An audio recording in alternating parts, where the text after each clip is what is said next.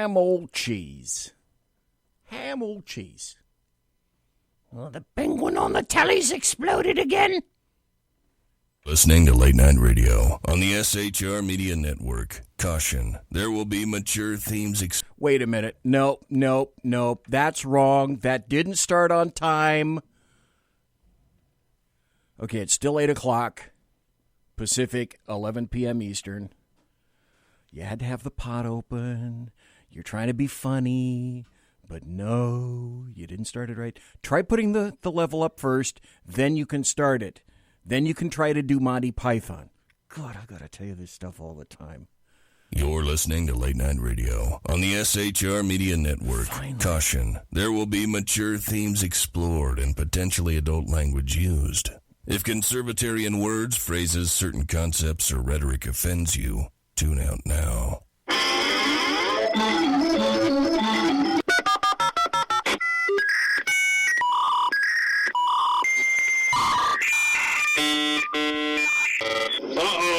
Guess what day it is? Guess what day it is? Huh? Anybody? Julie, hey, guess what day it is? Oh, come on, I know you can hear me. Mike. What day is it, Mike? You magnificent bastard, I read your book. I drink your milkshake. How dare you? I call that bold talk for a one-eyed fat man. Fill your hand, you son of a bitch! Captain. Captain. Captain. Captain. Captain. Captain. Captain. Captain. Captain. Captain. Captain. Captain. Captain. Captain. Captain. Captain. Captain. Captain. No, not yet. Don't pass out on me yet. Of course you realize this means war. Freedom is never more than one generation away from extinction. We didn't pass it on to our children in the bloodstream. The only way they can inherit the freedom we have known is if we fight for it, protect it, defend it, and then hand it to them with the well-taught lessons of how they in their lifetime must do the same. And if you and I don't do this, then you and I may well spend our sunset years telling our children and our children's children what it once was like in America when men were free. I have come here to chew bubblegum and kick ass. And I'm all out of bubblegum.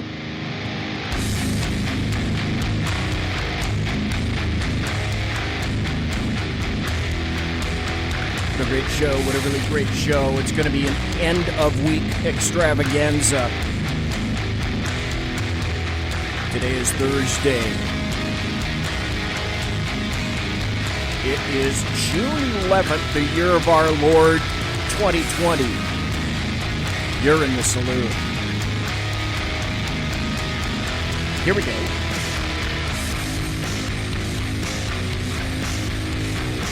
Ladies and gentlemen, boys and girls, children of all ages, welcome to BZ's Berserk Bobcat Saloon radio show, where I'm broadcasting behind enemy lines in occupied California, always spell it with a K, a mere 2 miles east of the locus of evil, on the entire left coast, the Bill Mill, the belly of the beast, the Capitol building in downtown Sacramento at 10th and L Streets, where, late at night, you can hear the death of common sense and its concomitant wail as it wafts from that petrifying edifice. Late at night, when I exit the plush, resplendent, sumptuous, palatial, and effulgently bulbous SHR Media studios, I'll be smelling the odoriferous stench of sulfur, brimstone, and evil emanating from that mentally destitute column structure aforementioned. What you're about to hear tonight for the next 2 hours consists of my opinion and no one else's because of the fear porn that has gripped this nation. The saloon is no longer open in the front. The city of Sacramento pulled my license, but I am still serving stiff drinks, facts, history, logic, rationality, proportion, context, tradition, intent, and common sense out the back door. And we don't water our drinks just like we don't water our conversation, politics, religion, crime, culture, economics, race, sex, science, law. We talk about it all right here at the saloon, where the speech is free, but the booze is not. It's 2020, and I am done with compromise and bipartisanship. This is war. This is the new age of modern political warfare against leftist Democrats and the American media maggots. They all want you dead. And I say, not me, not today. We are in the cusp of losing this nation, folks. And if we lose her, there's no other nation to fill the bill. And it really is as simple as that. Already in SHR chat, we got Mike and Jack and the Alaskan. I haven't pulled up Facebook yet to see what's happening there. You know, I might want to turn my headphones up just a little bit. And I also might want to say hello to Ken McClinton. Sir Ken of McClinton, are you there, senor? Sir BZ, thank you, sir. I appreciate you having me here tonight. Here's what we're going to do, ladies and gentlemen. I have a full 2 hours. Ken is welcome to stay for 2. If Ken has to go after 1, completely understandable. But I wanted to, what I've got set up for tonight is an SHR Media special report. It's about defunding the police, and it's about the coming Balkanization of America. If we don't stem this shit right now, it's going to go like a woodland fire from west to east and all points in between. Even before I get into this, and I will introduce Ken in just a moment, these are times that I have never seen before. As I say on my show, Freudian. Okay, I know what you're thinking, Ken. I know what you're thinking. Darn you. I'm pushing 70, but even in my advanced, decrepit age, I have never seen anything like this. What is happening now in the United States of America is similar to what you would experience in a third world country, and or worse. And essentially, our cities look like third world countries. I've compared them to beautiful downtown Stalingrad in World War II, or more recently, beautiful downtown Mogadishu, which is what leftists and Democrats and the American media maggots and now Antifa and anarchists, they've got that in your future. So, Ken, before we get going, here's the deal. I know for a fact that Facebook has been stepping all over me. I was up to about anywhere from 8 to about 10,000 folks. And magically, over the past couple of days, I've seen it dribble down to like 50, 100, 200. So, folks, I know you're out there. I know you're listening, and I know you can hear me. So thanks for listening. It's just that, in the past day, I've only been stepped on 3 times by Facebook as well. Because, Ken, did you know that to call Americans stupid is hate speech? Wow. I got gigged by Facebook for calling Americans altogether way too many Americans, and I think the people listening to me tonight would agree, altogether too many Americans are stupid. But, you can't say that on Facebook. It's hate speech. And the other weird thing is, I didn't put that in a post. They gigged me for that 3 times in a response to someone else. Enough of that. Okay, for those of you, because I know I always get a lot of good listeners, and for the folks that are in Facebook right now, thank you ever so kindly, because I'm looking at me in Facebook, and I'm looking over in the chat room, and also the chat room at SHR.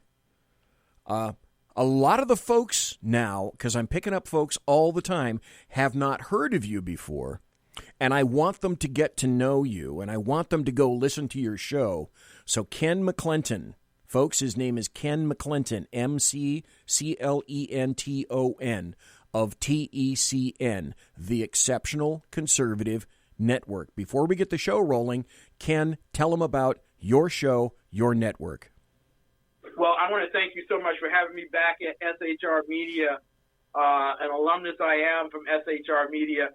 I believe that it was time for us to take the message of conservatism to urban America. In fact, 5 messages: Christianity, conservatism, capitalism, constitutionalism, and individual sovereignty. Take that message in force to urban America, no longer pussyfooting around trying to do it from the outer edges of society. So I created TECN TV a little over 4 years ago. We have a number of great programs on there, and I'm ever recruiting, ever looking for those who are going to be wild spirits to spread the good news to the rest of the world. TECN TV is about spreading the good news. And if you think we're not effectual, if you think that we're not effective, just think, a few years ago, there was no such thing as Brexit. So I'm telling you right now, the conservative movement can make a difference in urban America, and we can save our nation, but we can no longer pussyfoot around on these particular subjects. We got to be open. We got to be honest and say that race is not the problem. Ignorance is. Absolutely. Hallelujah, sir. Now, folks, I met Ken back in 2016 before I even had my show here. I met Sean and Clint, who were the creators and the owners of the SHR Media Network. We all went to the Freedom Fest in Las Vegas, Nevada, and Freedom Fest is a conglomeration of people who are essentially big libertarians. And we did our shows there. I got to meet Ken, and even before I had my own show here, I didn't have half of the equipment that I have now. Ken allowed me on his air. And so I've been on his show Mondays, and it is to Ken that I owe a great deal of thanks and appreciation because he let me on his show before I was even any kind of a proven anything at all on anyone else. I didn't even have my own show at the time. And yet Ken brought me on with open arms and let me talk on his show, and to that I owe you a great debt of gratitude, Sir Ken. Well, I thank you so much for just being open to be on my program, The Exceptional Conservative Show. And you have always been a great orator and a great beam and beacon of wisdom to the world. The unfortunate thing is that we've been sold the bill of goods that we have enough time that if we just speak with great eloquence, that we can win the crowd eventually. And it's time for us to take on pretty much a black regiment force here. We need to begin to take our voice and empower it to take it to the streets. And you're one of those individuals, because of your background, that you're not ashamed to go there with me. And I greatly appreciate you for your encouragement along the way. One of the things about being older and one of the things about being retired is I really don't give a crap what anybody thinks about me anymore. You can't hold my job over my head. You can't hold my income over my head. You can't hold anything over my head. I predominantly don't care what you think of me, mostly never have either. I do this as a hobby. If you like the show, I always want to have you back, and I'm ever so happy. I'm looking at Facebook right now. There's a lot of folks in Facebook. I'm looking at the folks in SHR. I got a new person in chat. Leslie, welcome, and thanks for being here. But I do this because I'm interested in politics. I'm a political animal, and it was fun in 2016. It's absolutely critical now in 2020. Before we get the show rolling into the specific topic, you asked me to bring along, and let me see if I have it here. You wanted me to play something about an individual who won an Academy Award. Shall I play that now, Ken? I think you should, because it sets up why we need to be enforced in this particular hour. It's no longer an opportunity for us to sit back and wait for a better time. Our time is now. Okay, then let's hear.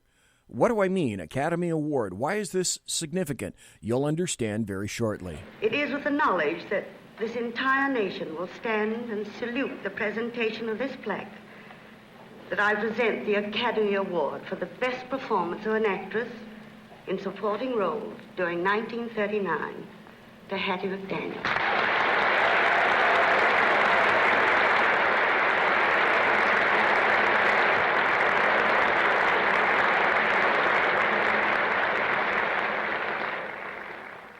Academy of Motion Picture Arts and Science, fellow members of the motion picture industry, and honored guests. This is one of the happiest moments of my life. And I want to thank each one of you who had a part in selecting me for one of the awards. For your kindness, it has made me feel very, very humble. And I shall always hold it as a beacon for anything that I may be able to do in the future. I sincerely hope I shall always be a credit to my race and to the motion picture industry. My heart is too full to tell you just how I feel. And may I say thank you, and God bless you. Now, that is the 12th Academy Awards in 1940. Ken, why do you believe that's significant? It is significant because Hattie McDaniels was the first black woman to be nominated and win the Academy. In fact, she was the first black person to be nominated and win the Academy Awards at a time where Democrat Jim Crow separated blacks and whites, not only in the military, but also in the halls of Hollywood. And one of the most powerful things that she said in that speech was, I sincerely hope that I shall always be a credit to my race and to the motion picture industry. Well, not only was her race rejecting her the other day, but so did the motion picture industry, in which Netflix decided that Gone with the Wind was too inflammatory for people of our genre, for people of our age to watch. And thus they would take it off of the air. And I want to go over just quickly, because the social justice warriors of this day have looked so profoundly downward in condescension towards individuals like Hattie McDaniels, because they believe that they are greater than. They believe that they are more than. They believe that they are better than. And that it was an insignificant honor for Hattie McDaniels at that time, who actually sat in the back of the hall for her nomination, while the rest of the cast sat up front. And in addition to that, Hattie McDaniels played the role of the maid, for which social justice warriors and global elitists looked down upon her as a shucking and jiving black person who was more stereotyped and prejudiced and biased than true. And so Hattie McDaniels accomplished something that these women, as best actresses, never accomplished. Let me give you a quick list. Barbara Stanwyck, Greta Garbo, Marilyn Monroe, Judy Garland, Deborah Kerr, Myrna Loy, Mae West, Marlena Dietrich, Lillian Gish, Rita Hayworth, Jean Arthur, Jean Harlow, Shirley Temple, Carol Lombard, Ava Gardner, Lauren Bacall, Irene Dunn, Natalie Wood, Maureen O'Hara, Rosalind Russell, Thelma Rittler, Emily Watson, Gloria Swanson, Gene Simmons, Debbie Reynolds, Kim Novak, Lana Turner, Janet Leigh, Julianne Moore, Laura Linney, Miranda Richardson, Bette Midler, Angela Lansbury, Michelle Pfeiffer, Annette Bening, Glenn Close, Gene Tierney, Agnes Moorehead, Doris Day, Sigourney Weaver, Jane Alexander, Catherine Deneuve, Marsha Mason, Piper Laurie, Deborah Winger, Liv Ullman, Brenda Blessing, Judy Davis, Janae Rowlands, and Mia Farrow. What do they all have in common? Those were the top white actresses of their time. Neither of them ever won an Oscar. Hattie McDaniels did win an Oscar. And the worst thing of it all is that Hattie McDaniels gave that award to Howard University in her last will and testament. Some 40 years later, Howard University lost her Oscar. It has been said that social justice warriors threw her Oscar into the Potomac River. I am telling you without a shadow of a doubt that Marxists don't care about your race, Marxists don't care about your religion, Marxists don't care about your creed, your accomplishments. Marxists only care about one thing, and that's their cause. And the worst enemy to black people is not white people.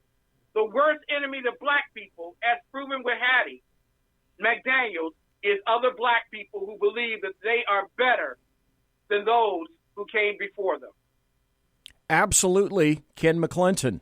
Folks, if you haven't read these two books, you should immediately, because these are the times we're living. One of them is Brave New World by Aldous Huxley, British author. The second is by George Orwell, 1984. We're seeing the replay of 1984 right before our very eyes. This is a quote from 1984. You tell me, folks, if it sounds similar to something that's occurring today. Every record has been destroyed or falsified. Every book has been rewritten. Every statue and street and building has been renamed. Every date has been altered, and that process is continuing day by day. History has stopped. History is stopping right now in the United States of America, and so damn few people care about it. That is, to me, the absolute shocker these days. We're going to begin right now. This is an SHR Media Network special report. The special report tonight, I have numerous articles, audio cuts, etc. to prove my point. The central point is this. It's about defunding the police and the coming Balkanization of America. And I'm not going to explain that term. You're going to have to look it up for yourself. I have way too much material to get into that. Because the phrase de rigueur today is defund the police. It's not only a rallying cry for leftists, Antifa, anarchists, socialists, communists, and Democrats. It's also the new leftist purity test. Just when you think maybe those died in the late 30s and the early 40s, just when we thought purity tests stopped with the Nazi regime, well, no, it's back. Just as Antifa consists of nothing but fascists, as Ken said, nothing pleases leftists more than the embracing of good old Adolf and his very same purity tests. And whereas people in BLM were chanting this recently, a couple of years ago. A disturbing turn. This from Minnesota. Watch. Blanket, fry like bacon. Pigs in a blanket, fry like bacon. Pigs in a blanket, fry like bacon. Pigs in a blanket, fry like bacon. That's you, America. State fair chanting horrific. That's to cops. And if you didn't get, or if you didn't understand their message, this is from New York City.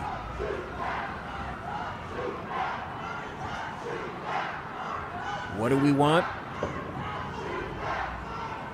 Oh, they'll start that.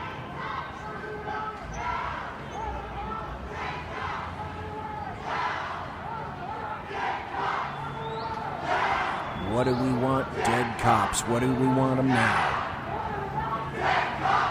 So sooner or later, what you have to do is you have to take people at their word. So cops are being targeted. They are being killed. That's not fast enough or sufficiently far-ranging. Why not just cut off their funding? Why not just abolish them wholesale? That's the foundation behind defund the police. Well, the interesting part is, while everything else in terms of government budgets has skyrocketed, I made kind of an interesting discovery. Police funding throughout the nation has remained even at about 8%, even in the past 10 years, the past 20 years. But now it's time to defund the police. Let's start at the start with an assumption that will place me in jeopardy with most every member of the LDAM, what I call the leftists, the Democrats, and the American media maggots, as well as most every anarchist around, and that's this. Well, first, before I make my statement, let me ask you, Sir Kenneth McClinton, is there systemic racism in the United States of America? Hell no. Well, that doesn't seem very equivocal. Why don't you think so, sir? If I'm not mistaken, the last time I met you in 2016, you appeared, to my eyesight, to be a black American. That doesn't compute. What doesn't compute is the fact that African Americans use the cumulative population of 13% as the dogma for their doctrinal belief that police brutality is greater among black people than white. In all factual understanding, the reason why we're at 13% is because we accepted abortion in our community back in the 1970s. And as a result of that, when we had a population of 20% at that time period, it has now fallen to 13%. In addition to that, we're more likely to die from the bullet of a black person than we are from the bullet of a white man or from a white police officer. Black on black crime and white on white crime are equally very high. However, in cities like Chicago, more black Americans have died from violence perpetrated by gun criminals than those who died in Iraq and Afghanistan combined over the 10 years that we've been in war there. The simple matter of fact is that our greatest threat is not white America. We are not a racist nation at this particular point. However, the greatest threat is in black America, where we have bought into Marxism, socialism, and communism, all isms which are dividing us and giving us the idea that another man's work is of my great value and that it must be redistributed to me. It must be taken by force, if not given by charity. And so we have watched as our families have fallen from 80% of fatherhood, motherhood situations into single motherhood or single parent situations. In the District of Columbia, 80% of our children are actually part of the criminal justice system. So I ask you, sir, what white man knocked on my door and told me to leave my woman after I gave birth to a child? What white man knocked on my door and told me not to go look for a job? What white man held a gun to my head and told me that I would never become anything? I assure you that has not happened in black America, and thus we do not suffer systemic racism. Can I give you the name of a white man that did have, in my opinion, something greatly to do with the devolvement of the once very nuclear black family? The initials would be LBJ, His Great America. Lyndon Baines Johnson, who promised with the Civil Rights Act of 1964 that we would actually be voting as black people for the Democrat Party for 200 years, but he never referred to black people as black people. No, or he didn't. He used the term nigger. And you know what? He's right. He's absolutely right. Black people have been in droves voting for Democrats since FDR, Franklin Delano Roosevelt, where we have given up our liberties and our freedoms on the promises of security from government. And I want you to know right now, there is a check that has not been written by government that will sustain the price of giving up our liberties and our freedoms. Living in gun-free zones has ended up killing a whole lot of black people. Living in areas where affordable housing is available has opened up a door to a lot of individuals living in Section 8. So I'm telling you without a shadow of a doubt, a lot of promises have been made, but they are not kept in exchange for the liberties and freedoms that we give up. I would rather a man live in poverty with his freedom than to actually live in wealth with his dedication and devotion to a state that owns him. I have so much material tonight, folks. What I'm going to do is I'm going to forego all of the promotions that I normally would schedule. Essentially, what I'll do at the top and bottom of the hour is just give you a reminder as to where you are right now. Conservative media done right. You're listening to the SHR Media Network. And so I don't believe there's systemic racism in America. I believe what we have, however, is a congealed glop of Americans cowering, I should say, before a movement that they know, as has been proven most recently. These things can break them individual and collectively because most people are good-natured, but moreover, cowardly. There is racism, but it's also a two-way street.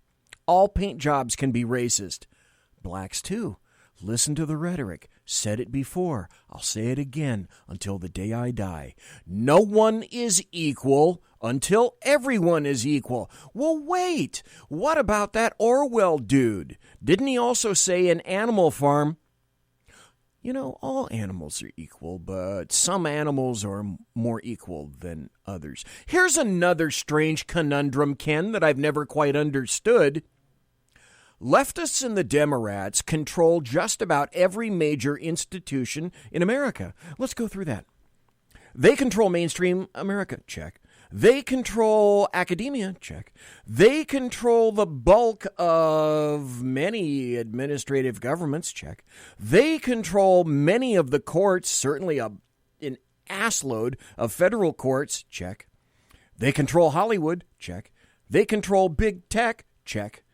As we found out from Dr. Robert Epstein when he was spoken to during the hearing with Senator Cruz, if they want to, this year, big tech, Facebook, Twitter, can gin up 15 million votes for whoever they wish. I wonder whoever it is that they might want to back. Okay, so knowing that information, folks, if systemic racism really exists, whose fault is that? For those following along at home, that would be the Democrats. Thank you very much. Plus, let me ask you this. I think you already pretty much predominantly answered the question, but Ken McClinton of TECN, is there systemic racism by the police? No. But I will say that there is a certain color amongst the police, and that's the color of blue. Once you become a cop, you're not black, you're not white, you're not Asian, you're not Hispanic, you're blue. And your objective is to not only reach your workplace on time, but to also return back to your workplace on time. And thus, the world around you is more different than it is for other individuals that are out there. You have a life and also an opportunity for death more opportunistically than anyone else in the world. And thus, you can't take the same chances that someone else can take on the streets. And this is why I say that the unfortunate thing here is that a lot of people are focused on a protocol issue regarding George Floyd that went heinously wrong. And they're not dealing with the subject matter that police officers sometimes have the highest number of divorces, the highest number of suicides, the highest numbers of mental illnesses in our particular country. They suffer from the anxieties of dealing with us on a daily basis. So to say that these men and women who devote and dedicate their very lives to my safety and your safety, that they're out to get me, you're absolutely freaking crazy. They just want to get home to their children just like you want to get home to yours. There was an individual that went to a bar tonight and regaled a tale to me. And the bartendress apparently was not very keen on cops. So he posed this question to the bartendress. Tell me, how many people that you had the chance to save, but for whatever series of unfortunate circumstances couldn't, how many of those people that are dead now stay in your brain for now and forever? For me, he said, that was 7. People that I attempted to save, but I couldn't, on any number of levels. Well, that's true for me. The brain theater, folks, never stops. I saw all I saw for 41 years. It's really cool to say that it never affected me, and I'm just motoring along, and I'm a human being, folks. My brain theater at night never stops. That's just me. Some people will admit it, some people won't. And if folks that have retired that are cops now can put all that stuff behind them, they're a better man than I or a better woman than I, Gunga Din. This is not going to be a stat fest tonight, but I am going to point some out. The Washington Post has been a repository of a lot of stats about shootings since 2015. And they keep all those stats there. Go to Washington Post. I don't know whether it's WAPO.com or WP, because I don't go there primarily, except to look at their stats. And their stats are interesting. It says, essentially, that killings by police of unarmed black Americans has gone down every year since they started doing it, since they started charting it in 2015. 2019, 10 unarmed black Americans killed by the police. Of those 10, though, I started to look around 5. In 5 of those cases, the police officer was attacked before shooting the person. In 4 cases, the officer was charged with a crime. Doesn't exactly sound like the genocide of black Americans, and as a whole bunch of people in the left and the politicians and the media personalities have told us, insist is true. It doesn't sound a whole lot like systemic racism to me either. Oh, another important stat, maybe. 48 peace officers were murdered in 2019, according to FBI data. There's a guy who left the radio and left Southern California and went to Maryland, D.C. I used to listen to the Hugh Hewitt show a lot. Yeah. And Hugh decided that he was going to find his fortune in the Northeast. Dwayne Patterson, who's his producer, I'm going to have on this coming Tuesday night. So I speak to Dwayne back and forth. But the interesting thing is, Hugh Hewitt was replaced at 3 p.m. Pacific by another dude that I'd never heard of before called Larry Elder. And it turns out, you know what? I like this Larry Elder guy. I like him a lot more than I liked Hugh Hewitt. Because Larry Elder will tell you a lot of stuff that you need to hear, but a certain strata of society don't want to hear. Yes. Yes. What is it?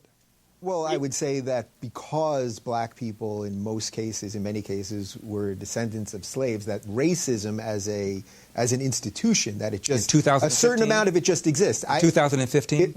Give me the most blatant racist example you can come up with right now. I think you could probably find evidence that, in general, cops are more willing to shoot if the perpetrator is black. What's your data than white? What's your basis for saying that? Last year... Well, look, I know a lot of people would say, look what's going on in Chicago. I know what they would say. Yeah. I'm talking about what the facts are. 965 people were shot by cops last year and killed. 4% of them were white cops shooting unarmed blacks. In Chicago in 2011, 21 people were shot and killed by cops. In 2015, there were 7.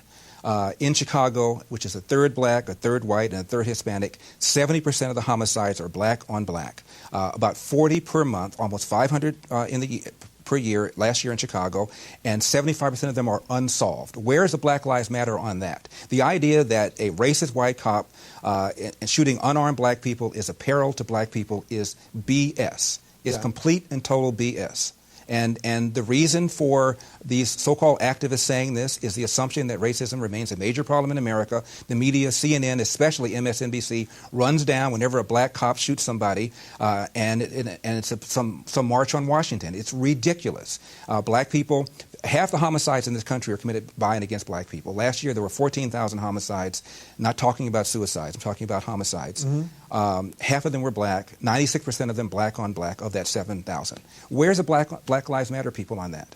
So there's where you would say that this is purely because of social justice. This is purely because they want ultimately for people to be angry enough to just keep voting Democrat. That's right. And Larry Elder continues to go on. I should tell you folks that there's also a study indicating that the reverse is true. Cops are more hesitant to shoot a black individual, and this is not what the polling, what they were expecting to discover, is that cops were more hesitant to shoot a black American these days. But you also don't hear about that either, do you, folks? Funny how that works out.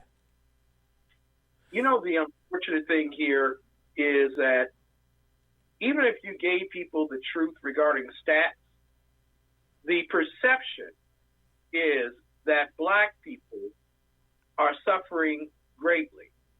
And I want to ask the general public, as they're watching tonight, to think of every single martyr that the Democrats have pulled out of their arse. Whether it be Trayvon Martin, whether it be Eric Garner, Michael Brown, George Floyd, what do they all have in common? They have a criminal mystique about them. And so I have to ask you this one quick question for you, because we haven't had a martyr that the Democrats could choose as an innocent one since Emmett Till. Why is it that the Democrats always seem to choose the criminal element to use as a martyr? And I will tell you the reason why. Okay. They hate the police. The police to them are the problem. Not the good police, not the bad police. The police are the biggest problem. Because the police are responsible by oath of upholding the Constitution. The Constitution which says that we are to form a more perfect union, meaning that we are not perfect, but we're seeking it. Thus, in a sense, our justice is built upon the framework of evidence, of finding people based on that evidence innocent until proven guilty, and thus making certain that the court system works in our behalf. Unfortunately, if you hate the police, you don't like the criminal justice system or any other justice system. You prefer the public opinion system based thoroughly on fear and violence, which is upheld by the criminal element. The Democrat Party, the mob, is akin to the criminal element. They seek to do that which is best in the eyes of the criminal element, and they seek also to defend themselves against the police at all odds, including defunding the police. The police are the enemy because they represent the enforcers and protectors of the U.S. Constitution.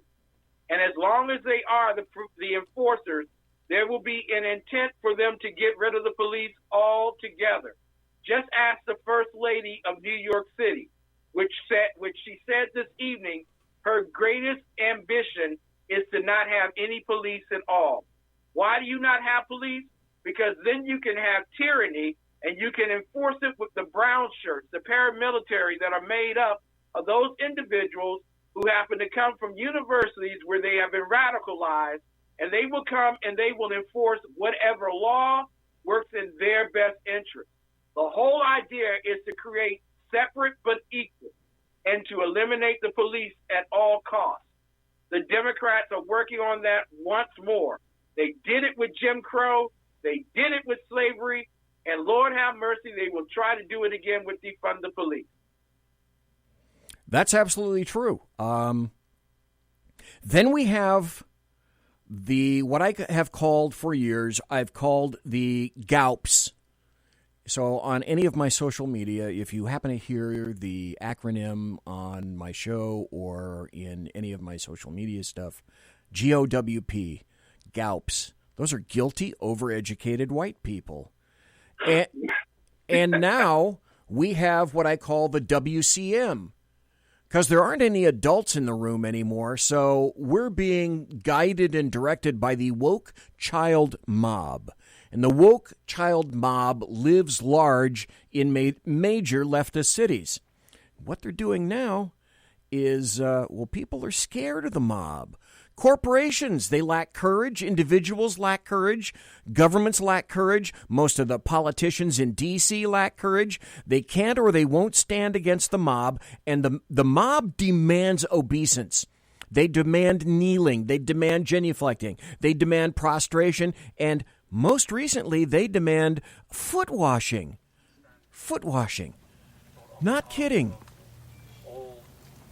Here are people in red shirts demanding that cops kneel and wash the feet of BLM protesters.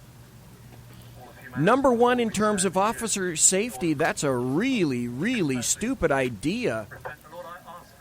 But you have to understand, you never kneel for the mob. You never capitulate for the mob.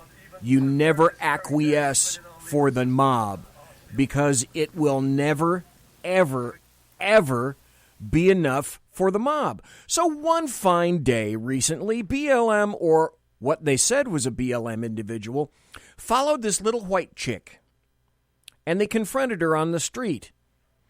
And, well, this is what happened. Hey, excuse me. I work for Black Lives Matter. I'm sorry. I work for Black Lives Matter. I'm sorry. He works for Black Lives Matter. By the way, if you're looking at the video like I am, this is a white guy. That I scared you. But since I work for that company, my CEO has told me to come out today and to bring you on your knees because you have white privilege.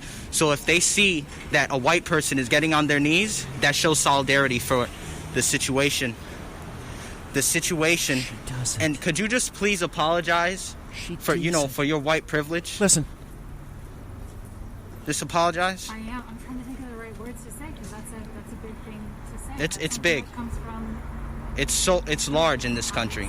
I'm incredibly sorry that. You know, with this country, we have that President Donald Duck, that clown in office. You know, he's brought a lot of bigotry, and you're not a part of it, right? No, God, jeez. No. And so, you know, Thank you for letting me have a moment. Okay, you have a great day. That is about the stupidest white female that I've seen in a really, really long time.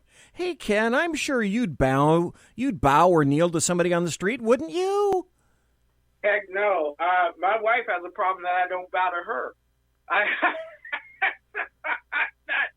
bowing to anyone but God. But let me just tell everyone where that white privilege crap came from. And first and foremost, you have to understand that Black Lives Matter is more akin to Leninism than it is to anything about Booker T. Washington or Frederick Douglass.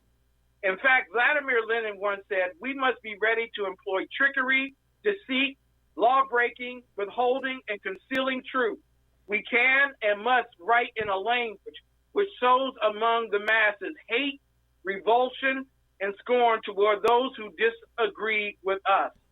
It all goes back to the whole concept of Noel Ignatieff, who was a student of Derek Bell, who created the whole concept of the critical race theory, which contends that America is permanently racist to its core, and that consequently the nation's legal structures are, by definition, racist and invalid.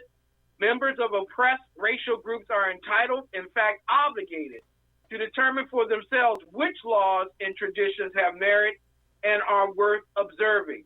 You all might know that Barack Hussein Obama was a student of Derek Bell, a professor at Harvard University. According to the whole plight of the white skin privilege, it is built around the whole concept that the dominant group in capitalism is racist, sexist, homophobic, xenophobic, fill-in-the-blank-ophobic, imperialistic oppressors who exploit everyone. I want you to understand, ladies and gentlemen, that there are 5 things that Black Lives Matter, Antifa, and the rest of these Democrat, Marxist, Socialist, Communists in America are opposed to.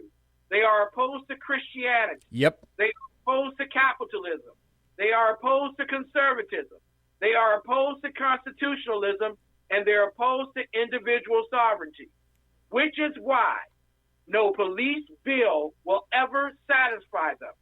Their objective is not to work within the confines of the Constitution, but to overthrow us by division and by violence and fear, i.e. the pandemic. Well, it's what I happen to call fear porn. Here we go in New York City. Here are some people, some protesters, who have confronted what appears to be the National Guard. We have National Guard morons kneeling. This is beyond me. I don't get this. I don't understand it at all. No one should be kneeling. No one should be kneeling. I'll say it again. Never kneel for the mob. Never kneel for anyone except the Lord. Never attempt to appease or to capitulate to the mob. And here's one of the foundational precepts that we now know is the major difference. You know, people are talking about, Ken, they're talking about bipartisanship and compromise. And at the beginning of my show, I say that, as far as I'm concerned, bipartisanship and compromise is out. You cannot compromise with these assholes. You cannot appease them. You cannot capitulate to them. It cannot be done. There will always be more demands to be made. Kneeling is just one. Prostrating yourself out, laying yourself down before the mob like a police chief did, is beyond embarrassing. I am embarrassed for altogether way too many aspects of law enforcement these days. Mostly chiefs of police, not sheriffs, because sheriffs are elected, and their deputies actually honor the Constitution and the Bill of Rights. It's a sad, sad state of affairs. You know, I'm going to ask you here, BZ, when it comes to the military, why do you think it is so important for them to pronounce their antithesis towards the Commander-in-Chief publicly? General Milley, the Secretary of Defense, Esper, why do you believe it was so important for the military to bow before the radical leftists? I think it's because we have, and this is again purposeful, certainly, and I'd like your opinion of this after I make mention. After 8 years of Barack Obama, I know we had essentially a pogrom within the military, and a lot of good military people who couldn't stand Obama and his edicts and he was social engineering the military. The people I was told that were still good, they left in fleets, in droves. And what you have left are those people who are the result of all those various programs. We talk about how good these military folks are. Some people have even been saying something to the effect of, the underlying subtext is, well, the military might be planning something against Trump. I can't say as I believe that necessarily, but when you cannot see how America is on the cusp of life or death right now, and then you decide that you're going to throw your hat in the ring for chaos, I don't understand that aspect. I will concede this part. I go by Trump in terms of what he does and not what he says. He is frequently rude. He is crass. He's a New York guy. I'm not a big fan of loud New York people. Okay, all the people that are listening to me in New York. Okay, I apologize. No, I don't. No. Having said that, though, it's somebody like that. He's an asshole, but you know what? It's like an attorney. He's my asshole. And my asshole puts America first. My asshole puts American citizens first. And I would submit, and I know that a lot of these military personnel, the first thing I'm going to hear is that they've served well and true, and altogether way, way, way many, many, many people adore and respect them. That's okay. That's fabulous. But it also gets down to the factor of what was expected of me, which is, what have you done for me lately? That was always my threshold at work. Mm-hmm. Well, what have the military people done for us recently? What has Lindsey Graham done for us recently? What have the Republicans done for us recently? Bipartisanship and compromise. Ken, what's the compromise with abortion? There is no compromise. What's the compromise for free speech? Because it seems like free speech is also binary. You either have it or you don't. Leftists don't want you to have free speech. Well, we can there's a compromise in there somewhere, isn't there? No, there's no compromise. There is either freedom or tyranny. There's no middle ground. And so I want to say this to you, BZ.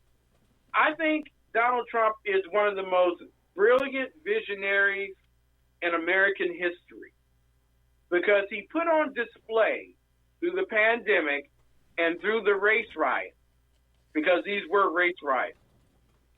He put on display the simple fact that every cultural institution in America has been infiltrated by Marxists, by socialists, and by communists. That literally, from the White House to your house, individuals have infiltrated our nation, and you are either going to be at war very soon, or you shall be one of the coolies pulling one of the truckloads of stones from out of a rock yard somewhere in America. Ladies and gentlemen, the Marxists are on the march. This is the march of history. They are not interested in a damn police reform bill. They want to conquest America, and they will do it by any means necessary. Leslie in chat. Now, folks, I have to apologize up front because I'm looking at all the equipment around me right now. I'm seeing the video that's going on. I'm noticing that people in chat are saying that it sounds like video is phasing in chat, or excuse me, phasing in Facebook, that they're having difficulty listening to Facebook. It's not as listenable as it's been in the past. I hope that's not happening in Spreaker right now. And a lot of the folks that were in Facebook have gone over to Spreaker and they're in the chat room. Speaking of the chat room, Leslie in chat has said, I sure hope so. If our military is doing this, we're screwed. Well, I want to make this observation. The military was the focus of a social experiment. The military primarily exists to break shit and kill people. And if you're not in a mindset of killing people and breaking shit, don't apply the military. It's pretty simple. But more and more the military have been applied like butter on a bad sandwich to solve social issues. They don't exist for that. That's not their purpose. So, sub rosa, we've also been attempting to undermine the military and bring them into what people would say is the 20th century. 21st century. Exactly. No, the military exists to defend the United States of America. But the experiment continued, and the military specifically under Obama, the military learned this. And if you beat them enough, they finally learned the lesson. The lesson to be learned is if your sit reps, if your reports, if your evaluations of your job performance aren't stellar, and if they aren't in keeping with the Barack's great plan, you're not going to get promoted. The people that weren't interested in polishing the knob of social engineers are the people in the military who left, leaving all those others behind. Yes, the military is very similar to police right now. So am I pointing my finger and damning military people? No, I'm not. What I am doing is I'm saying the same problem that law enforcement is having right now with its administrators, with its cowardly, craven administrators, is the same problem that the military has been having for quite some time. Leftist Democrats already know that they have almost fundamentally changed the American military. Because you don't get ahead and you don't promote unless you are conforming to the big social engineering project. There are military men and women who are doing a great job for America. I submit it's the alleged leaders of the military, translated to the leaders of law enforcement, who are letting their troops down. And now, here's another thing that I throw out for your consideration, Ken McClinton. Yes, sir. We would not have found out where everyone lies and the true nature of themselves wouldn't have been primarily revealed had Hillary Clinton been in place right now in the presidency. We wouldn't have known a fraction of the number of people who want to see this nation doomed and taken down. And with President Trump, he revealed that. When people, you have to understand, folks, when people are aiming all their political guns, bias, their recriminations at Trump, they're aiming it at you. I'm going to say this right now. The people that are listening to me, all the rest of the leftists can go to hell. You know who's listening to me right now? Normal people, regular people, people who really like the United States of America, who respect the Constitution and the Bill of Rights. Those are the people that are listening to me right now. I want to remind you, by the way, because I'm not doing promos, this is where you are. Well, that is to say, if I stopped, let's see. Okay. Anyway, I'm on the SHR Media Network. Something is running in the background. I'm going to have to find out what it is. Oh, this is it. Okay. Now I can do it. You know, every once in a while, you have technical problems, and then you solve them so you can do this. Conservative media done right. You're listening to the SHR Media Network. Sean in chat just happened to say this. Oh, what I was going to get to. I know that Facebook is screwed up, and I can't get into chat because the computer is not letting me. My computer over here is not letting me get back into chat. Now, apparently, I'm watching what you guys are writing in chat, but the reason that I'm not responding is my little mouse is all locked up. But Sean in chat just said, I do solemnly swear or affirm that I will support and defend the Constitution of the United States and the state of, whatever the state is, against all enemies, foreign and domestic, that I will bear true faith and allegiance to the same, and I will obey the orders of the President of the United States and the Governor of, insert name here, and the orders of the officers appointed over me according to law and regulation, so help me God. Predominantly, who rules over that, in my estimation? The U.S. Constitution and the Bill of Rights. And the reason I say that, folks, and especially for the law enforcement officers that are listening to me here tonight, for those who may be new, welcome, bless you, thank you for being here. But you folks know that there are two types of law. There is malum in se and malum prohibitum. Now, malum in se are crimes that by in and of themselves are wrong.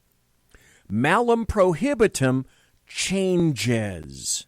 Malum prohibitum are laws that are written, fall away, rewritten, but malum in se essentially means that it is fundamentally wrong on its face.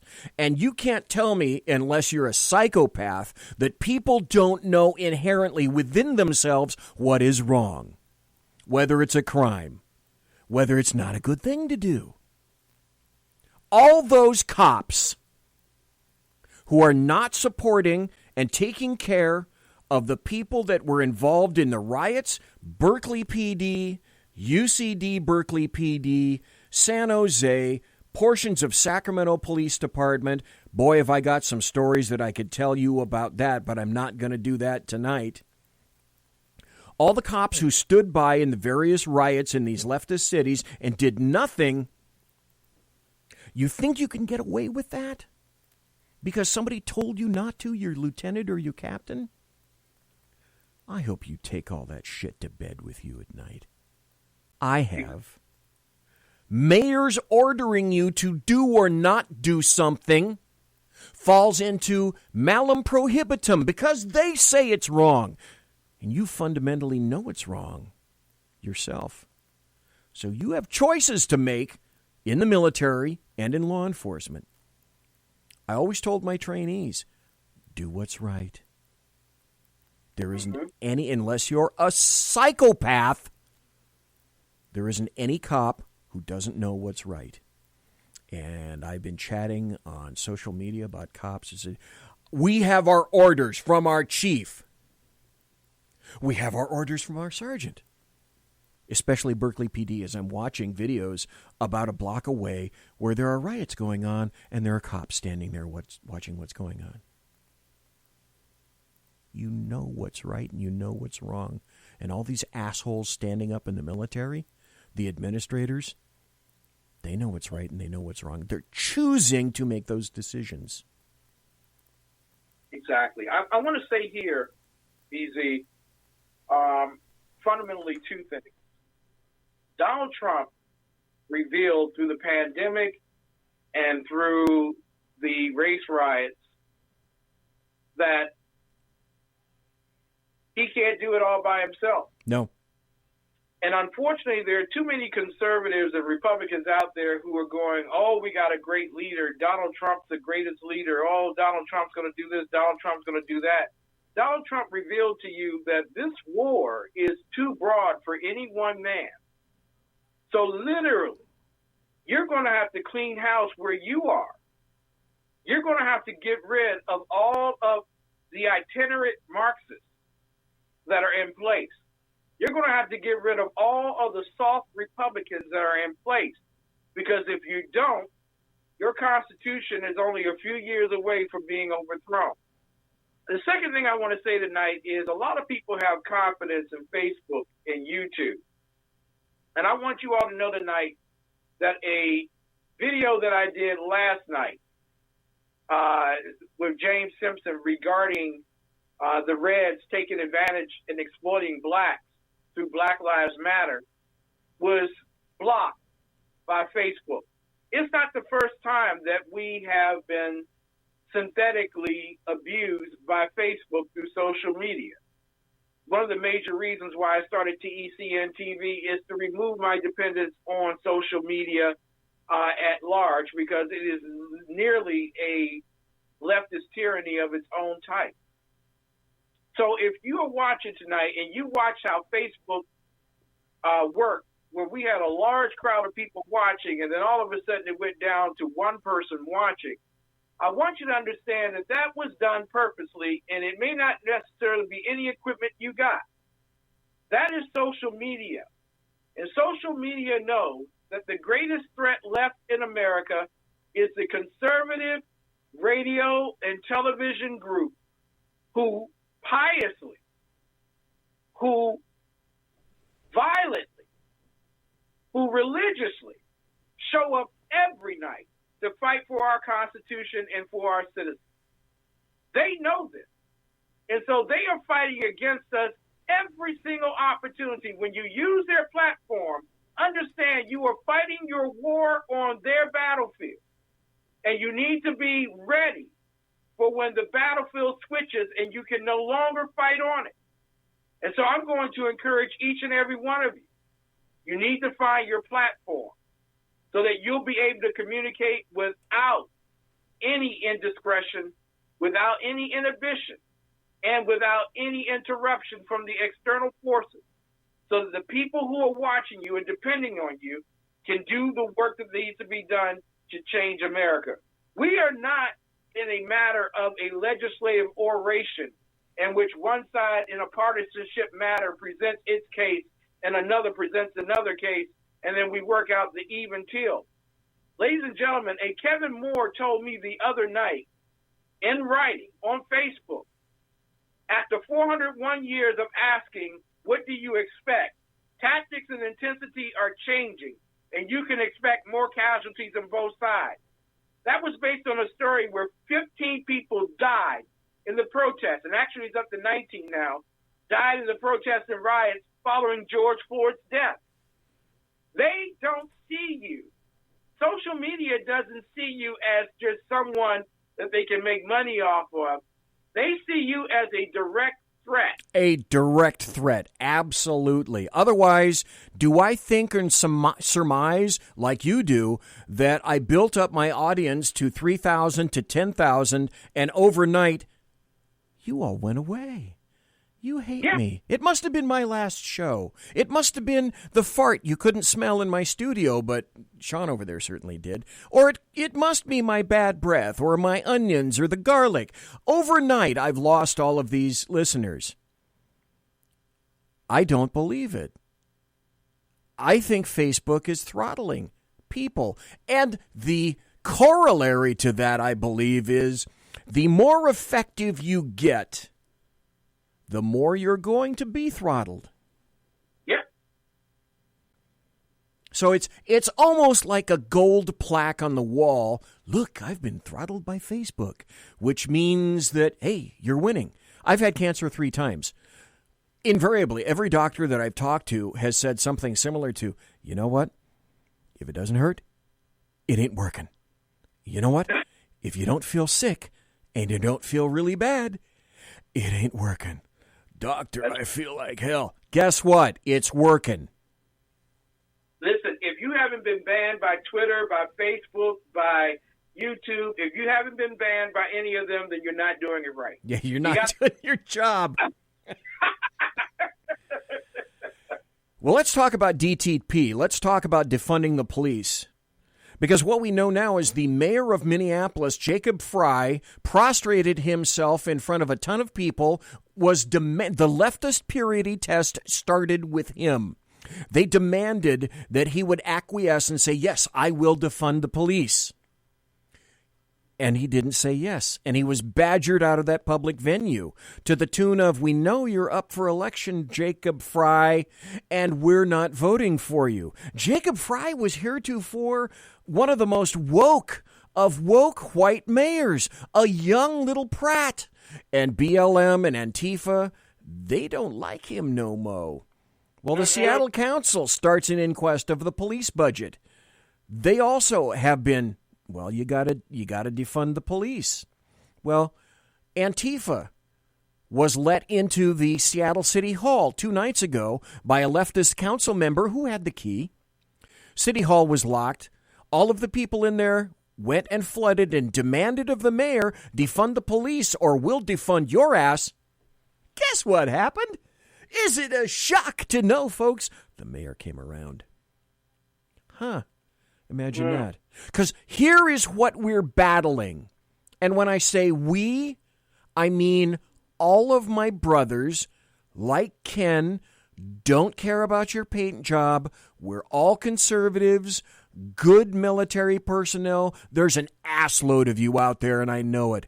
Good law enforcement personnel, men and women. There's an assload of you out there, and I know it. The people that are corrupt are the administrators, the folks on the top. But we're all in this together, and it doesn't make a difference whether we're black or white, because these frequently are the results. Look at them looting, and they gonna say it's the black people that's looting. It be the white people. Get the fuck out! Get the fuck out! They about to bust in that shit. Stop being stupid. Get the fuck out right now. We're not here to loot. We're not here to loot. Get the fuck out.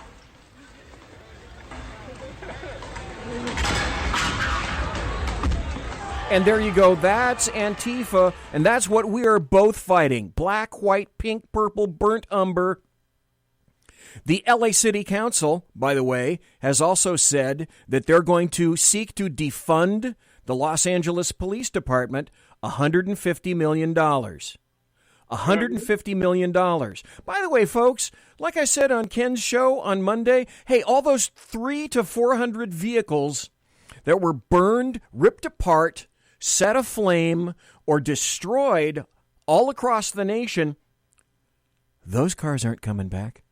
They're about $40 to $45 to maybe $50,000 a piece. They aren't coming back.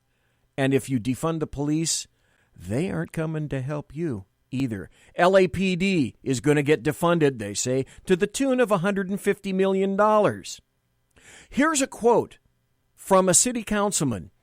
Our only path forward is to dismantle the systems that are designed to harm people of color. A preliminary cut to the LAPD budget will not solve everything, but it's a step toward being the city we aspire to be. Translated, I'll do the translation. I speak leftist. LAPD exists to harm people of color. There is no other interpretation possible of that. None. $150 million cut. Well, then this individual decided this is LA City Councilwoman Monica Rodriguez. And portions of LAPD reminded her, You know what we do on LAPD? This is so strange. This is weird. Apparently, we vote too. Really? Yeah, and they said that to her. You bow down to Black Lives Matter. These police officers that are out here protecting this city, that protected it from being on fire, if it wasn't for them, this city would be burnt down right now. And you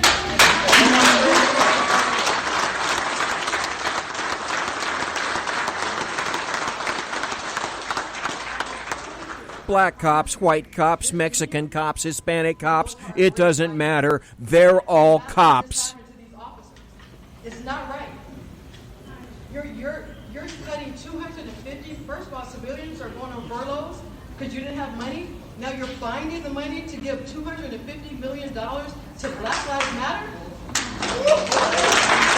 And that tells you all you need to know about the Los Angeles City Council and what their priorities are. And it isn't your safety, and it isn't your welfare. And so what did all these cities do? They locked you up and told you couldn't go out unless you're a protester. You couldn't go to church. You couldn't go to the beach. You couldn't skateboard. You couldn't do any of those things in leftist enclaves because you were going to die. Now, when you're in a crowded area like New York City, I understand why the death toll went up. And when you insert the diseased into nursing facilities and nursing homes, yeah, well, that's where 50% of the deaths occurred. So why is it necessarily that you would want to trust police administrators anymore with that? I'm not sure. You really wouldn't. There is a war on cops. We know that for a fact. Yeah, there's a war on the Constitution. And any entity that wants to uphold it will be destroyed. Yes.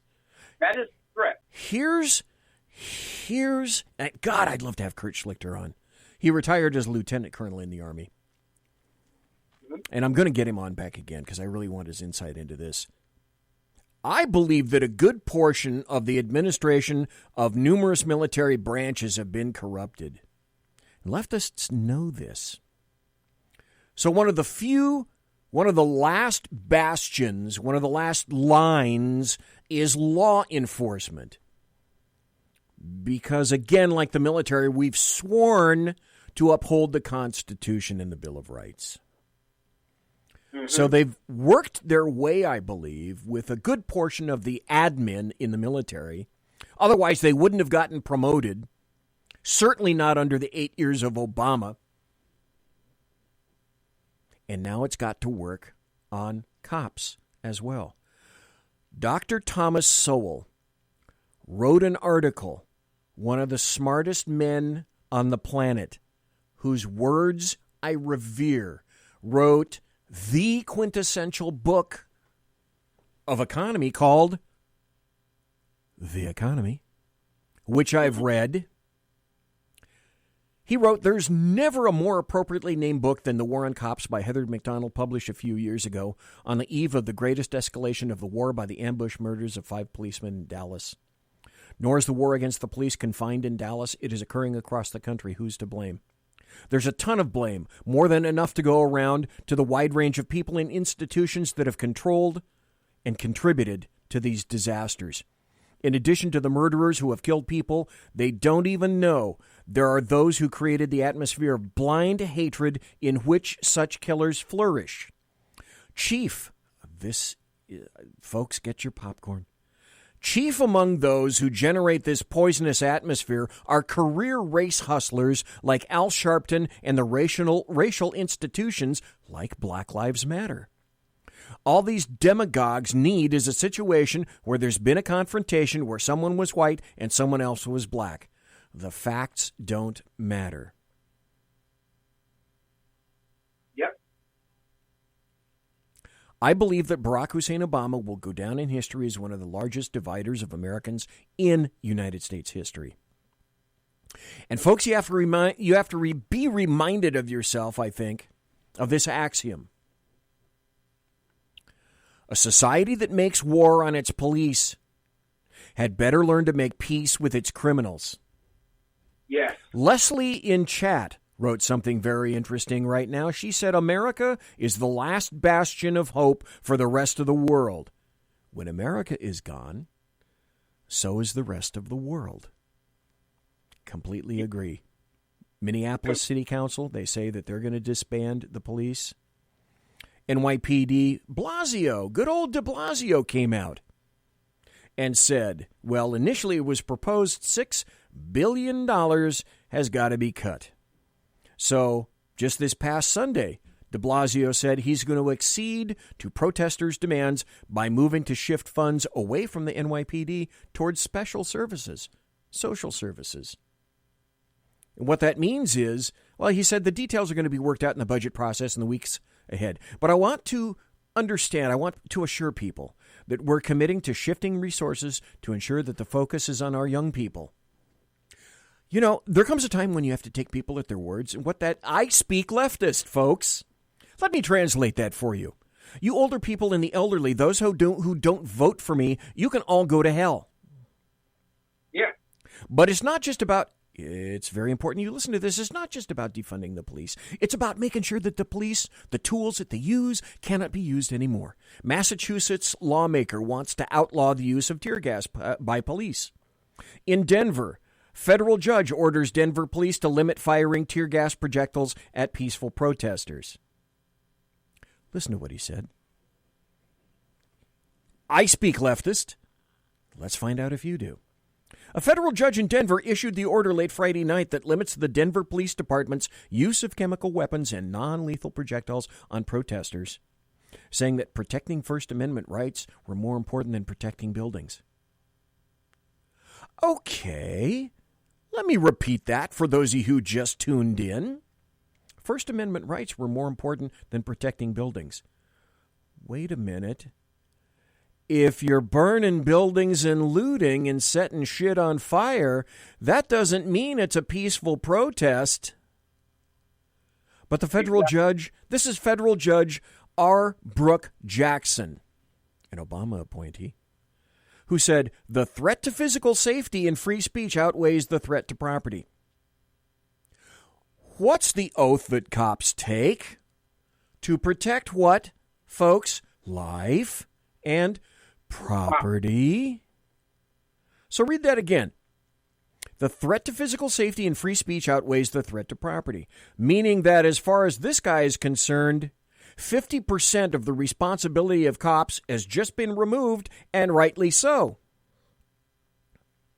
DPT, defund the police, or DTP, defund the police. I broach with you, BZ, two things. Yeah. Regarding DPT, because I'm showing on my screen here at TETN TV a little meme that I put together. It's a message from the defund police industry.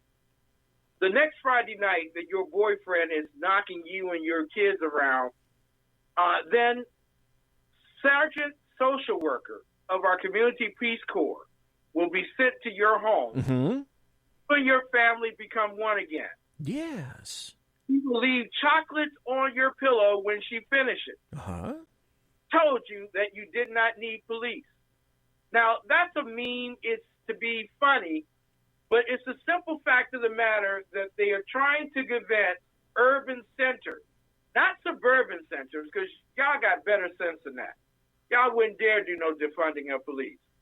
But to convince urban centers that if you send a social worker out on a domestic violence call, then somehow peace will flow, your family will come together, your boyfriend will stop cheating on you, and stop getting drunk on Friday night, and life will be good all the way around. That's a bunch of bull. The truth of the matter is that domestic violence is probably one of the leading causes of police officers being shot and killed in the first place. The bottom line is when the state has been asked to involve itself, you don't send a Peace Corps member to the home of a violent offense. You send someone who can meet violence with force.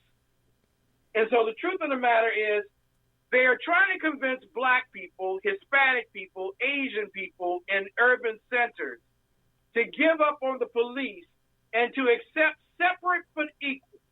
You see, you'll have your police, like in Camden, New Jersey, but they're not going to be the best paid. They're not going to be the best trained. And your crime rate will jump up astronomically. But you know what? You'll have social workers there to help you deal with the crisis and the anxiety. You'll have people in the psychology field that'll be able to explain to you why your son and daughter died on the street coming home from school. You'll have psychiatrists that'll be able to comfort you in your home. And maybe with social distancing 6 feet away from you, explain to you how you were convinced by Marxists that life would be so much better for you by not having police there to protect and to serve. We are creating a separate and equal state that we have not had since Brown versus the Board of Education in America. It is done by Marxists, not to help the black race, but to destroy the black race. Not to help the Hispanic, but to destroy the Hispanic. Not to help the Asian, but to destroy the Asian. The intent is to destroy and to kill and to steal from. That rioting is not constitutional. But if you are to uphold the constitutionality of rioting, then as BZ said, it is time now to negotiate your freedoms and your liberties with criminals. And quite frankly, criminals don't keep laws and they don't keep treaties. They only know one thing, and that is to abuse you. Here's the second thing I want to say to you all tonight. And I'm putting it up on my screen for those who are watching TECN TV. There's only one executive order that I want from the president in the next week. Only one. I don't want him reforming police at the federal level because that's federally policing. That's federalization of our police. Stay the hell out of federalizing our police forces. Thank you. Here's the thing I want you to do, Mr. President. In every state, county, city, or town that defunds the police, assure the full constitutional rights, including the right to self-defend without restriction. Here's the second thing. In addition, no gun control state, county, city, or town can reject a law-abiding citizen the right to conceal carry. If we must protect ourselves, damn it, give us the right, the liberties, and the resources to do so. Because you can't have it both ways, leftists, Democrats, American media maggots, Antifa, anarchists.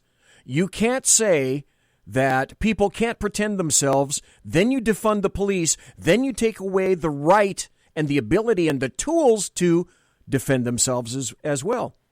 Conversely, it's also about removing police power, police tools, and eventually the police entirely. At this point, because of the defund the police movement. The beginning right now is with budgets and with tools. And so if you defund the police, that reduces the number of officers that are going to be available in riot situations. And here's the deal, folks. Absent the proper tools that cops use in riots, the only way to defeat a riot is with numerical superiority. Oh, but that's going to end because you're going to defund the police and there won't be as many police officers as there were available. You want a big experiment, America? You're about to get it. You're about to start with the city. And also, I want to speak to the fact of demilitarization of our police forces.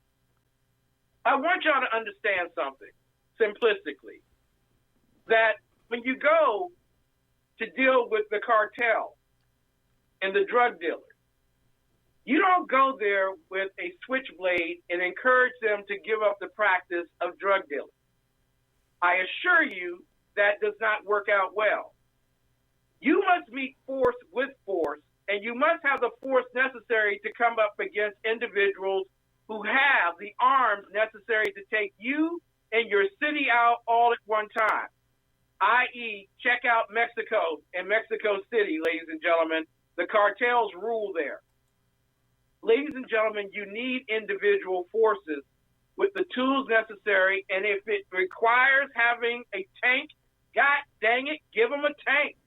You have to have the force necessary to go up against your enemy, lest your enemy subdue and overcome you. Unfortunately, you have a lot of leftists out there that like to put some roses or some flowers in the guns of the cartel. And I assure you, the ending to that particular rose, Comfort, will go very, very badly. A perfect example, Ken McClinton, occurred in your neck of the woods. Folks, if you didn't know, Ken lives in and around the area of D.C., so he sees directly what's going on in his neighborhood in D.C., and he's well acquainted with the mayor. I said, he said, never kneel for the mob, never try to appease the mob, never capitulate to the mob, because they will never be appeased. They can never be appeased. Here's a story. In your neck of the woods, Ken, Black Lives Matter D.C. chapter condemns Mayor Bowser's BLM mural as a distraction. Now, let me ask you, Ken, is Mayor Bowser, who's been condemned here by BLM, is she, she's a conservative, isn't she? She's an opportunist. And quite frankly, she's a politician. She knows on which side of the bread she gets her butter. And quite frankly, she wants to be not only a candidate for the veto process for Joe Biden, but she wants to be reelected mayor.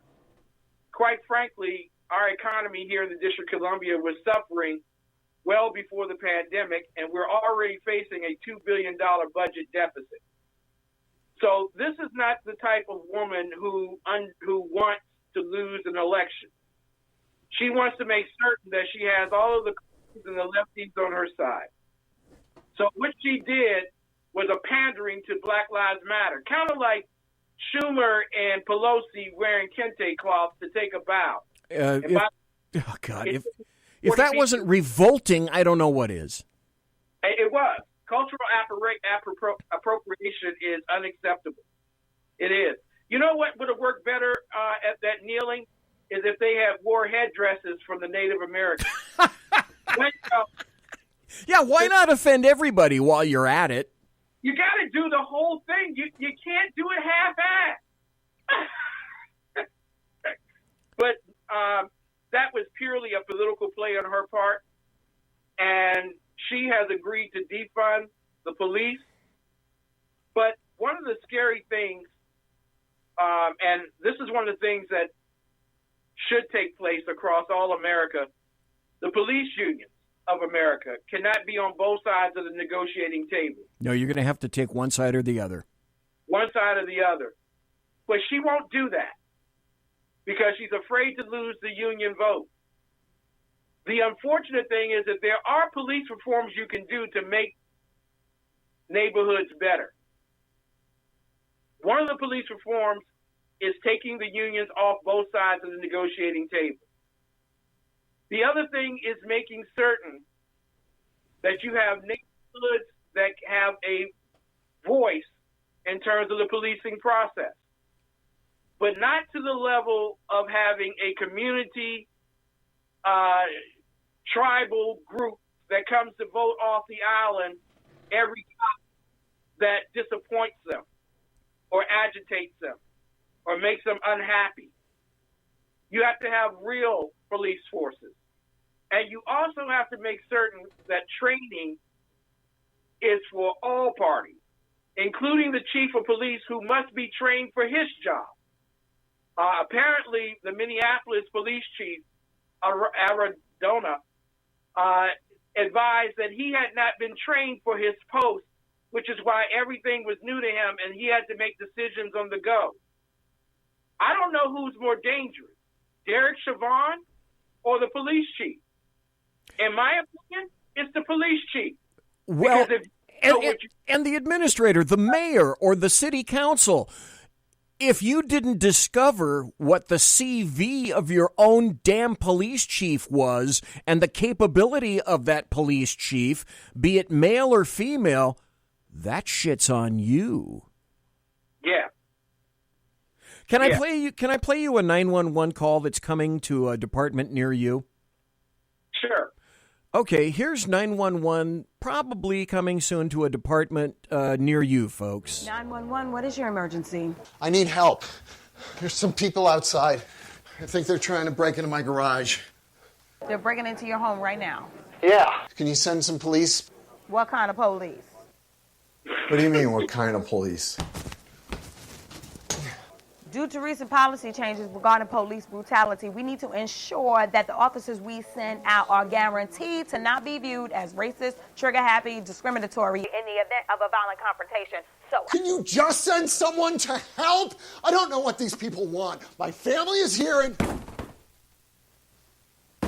Oh my God, they just got into the garage. Please send some help! In order to send help, I need to know what race the perpetrators are, their age, their sexual orientation, what gender they are. Do they have a criminal record? Are they on drugs? If they are armed, and if so, what are they armed with? I don't care about any of that!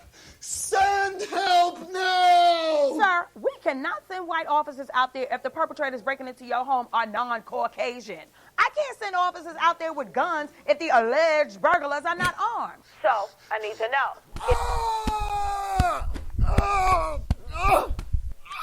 Sir?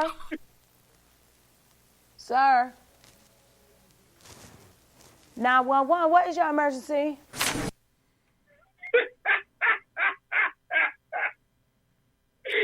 It's so funny because it's true. It is true. It is true. And if you want to find out how to defund the police, all you have to do is go to Rolling Stone magazine, because as of the June 3rd article, they have a practical guide to defunding the police. So go there, administrators, and find out. Here's an oddly unreported thing, though. I found this from dailycaller.com poll. 56% of Americans believe police are behaving appropriately or not behaving aggressive enough. Not behaving aggressive enough. That's odd, because I don't think people are much enamored with this guy. This guy needs to, all right. It can mean free the there people. We go. It can mean for the people. It could also mean fire to property. And that's very possible. Tonight I'm leading a demonstration from Barclays Center at 6 p.m. to City Hall. And that's the first stop. And we're hoping de Blasio and Cuomo come out and talk to us and give the youth some direction. But if they don't, the next stop is the Diamond District. And gasoline, thanks to Trump, is awfully cheap. Those are outrageous words to say. The Diamond District, folks, is in New York City. And the Diamond District consists of mostly Hasidic Jews. And that guy is going to go and find them. Hey, you want some more truth? Here's some truth at about 100 decibels. Let's see if you guys will enjoy this, because this is some truth. Nobody at the checkout, but this nigga just pulled a gun out on not just me, but 5 other black females, and y'all sitting up here really pretending like y'all did this shit over black lives. A black man who looks like me, who should be out there protecting me, just pulled a gun out on me and 5 other sisters. So y'all tell me, keep lying to yourself, talking about this is about black lives. Just pulled a gun out on me because I'm out here trying to clean up what's mine. Y'all so pro-black that y'all anti-black. Ain't nobody gonna say nothing about that, right? That's what I worry about. When the police came here, they ain't pull out no gun on me. But my brother did. Just pulled out a gun on us. Because we're trying to stop people from coming in the parking lot. We're trying to stop people from coming in the parking lot and creating more garbage. And this man just pulled a gun out on me. And 5 other females. So now I'm in my car and I'm finna go home because at this end of the day I feel hopeless and there's nothing that I can do. I'm picking up garbage and here goes some old black folks throwing some shit on the ground. Coming in the store, taking stuff and not helping, not asking who needs something. Pulled the gun out on me like I'm trash. You supposed to be out here protecting us. That's what y'all supposed to be doing, but you pulled a gun out on me. You pulled the gun out on me. That's what you did. You stood there. And you pulled the gun out. And y'all out here worried about these police officers. Everybody is against us, including us. Out here trying to help. And put a gun out on me. Like I'm nobody. Put the gun out on me like I'm nobody. Because I'm out here trying to clean up what's mine. I swear to God, I love y'all, but y'all so wrong. And ain't nobody gonna talk about it. We gonna keep crying about these police officers and then turn around and kill each other. He put the gun out on me and other sisters because all... How do you answer that? Folks, how do you answer that? I just want to say that 5 years and 1 month ago, my daughter was coming home from covering a story on Capitol Hill. Charnice, I remember. Charnice Milton, a journalist who was ready to take the next move of her life. And as she was getting off the bus, she crossed the street to catch the transfer bus.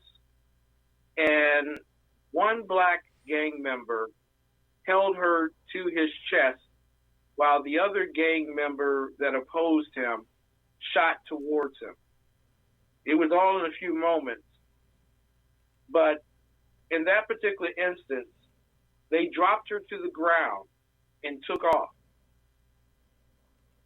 My child wasn't killed by one cop. My child wasn't killed by any cop at all. My child was killed by black men who are still at bay this day, along with 14 others that were with them that night, that observed it and have said nothing.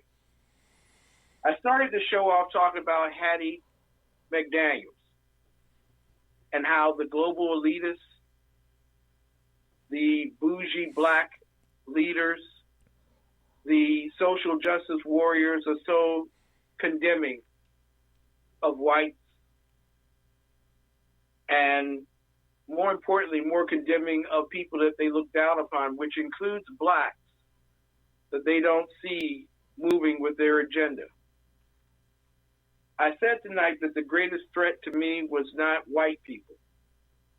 That is disengaging to a lot of people, and some people would say, well, Ken, maybe you need to pull your head out every once in a while and take a look around you. But every time I do, the people that attack me most are black people. Black people attack me because I say that you've been practicing Marxism and socialism and communism for 60 years in urban America, and you have more broken homes and broken families than you do wealth. But all that matters is that you vote with a D. You see, I can't get my daughter back. So what do you say to a woman who realizes that the people that are around her consider her life of no value? The same individuals where big Planned Parenthood clinics are built every single day. What do you say to a group of black people who have watched their population drop from 20% to 13%?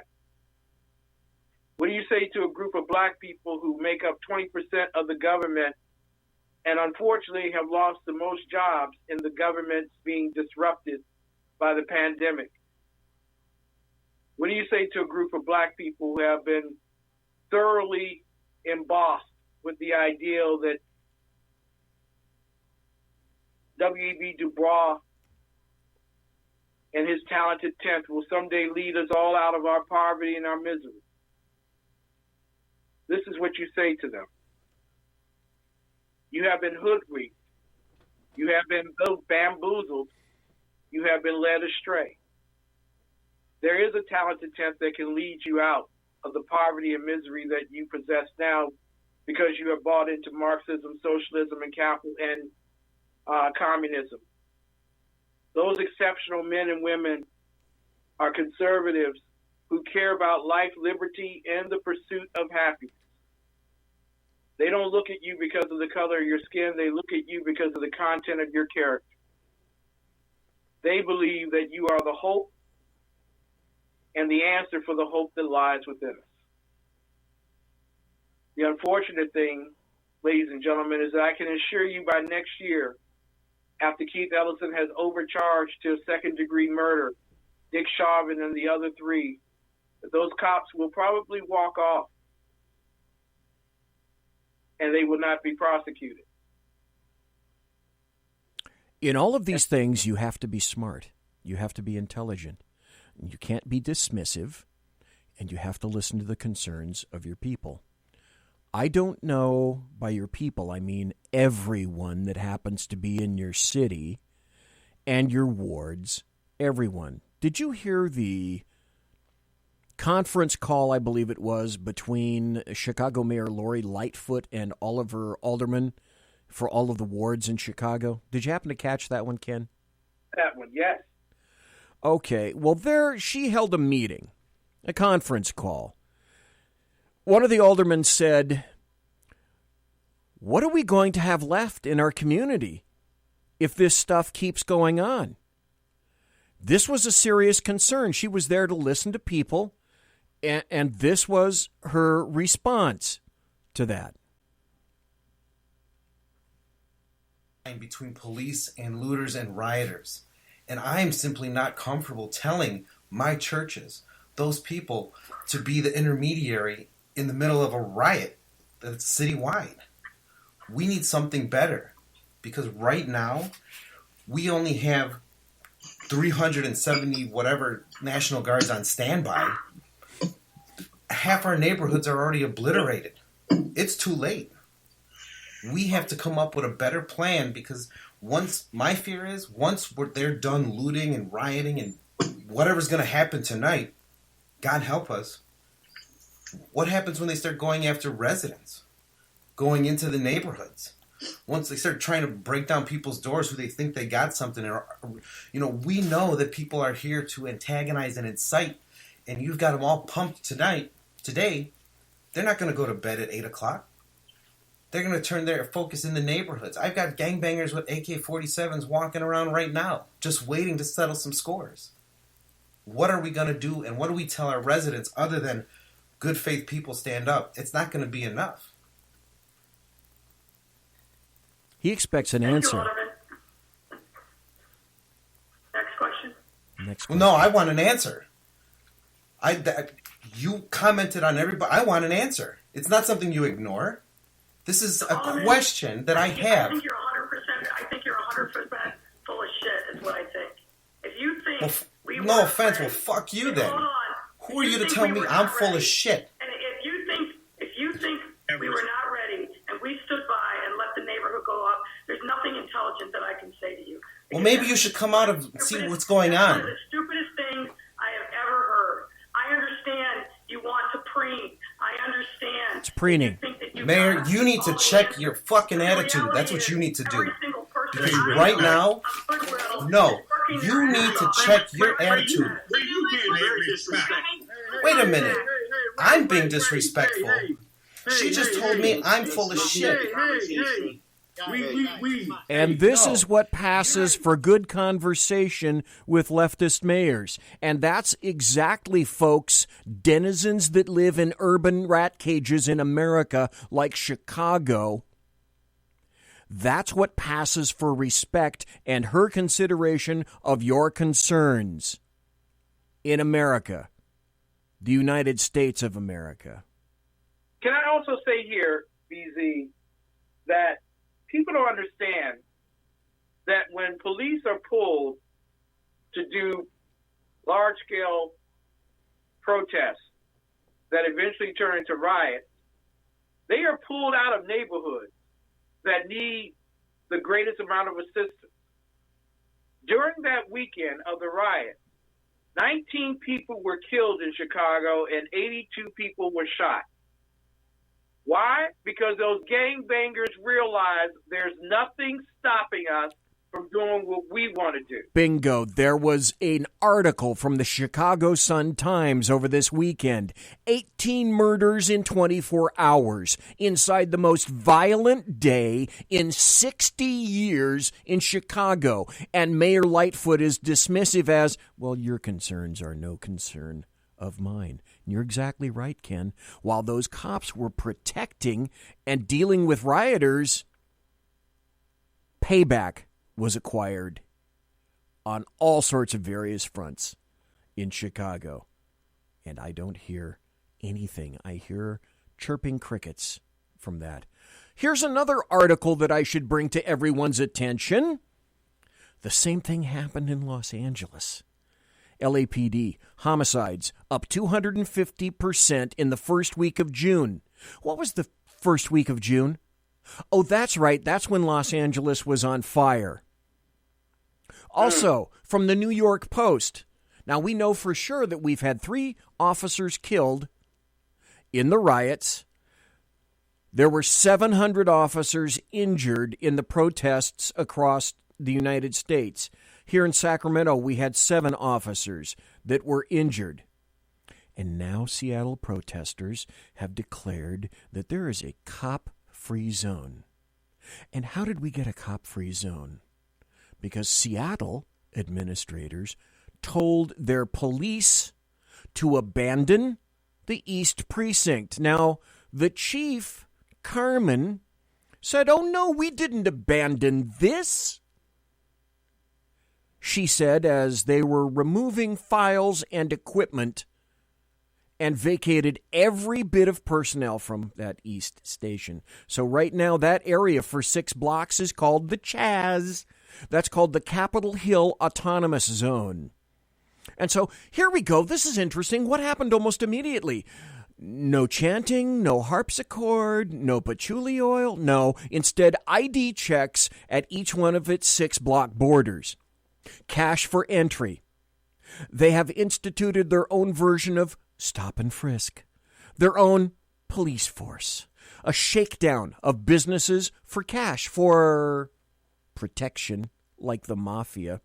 Well, apparently leftists and anarchists, they do like borders, and they do like walls, and they do enjoy graft and corruption immediately. And so Antifa came up with a list of demands. They actually proffered a list of demands to the city council.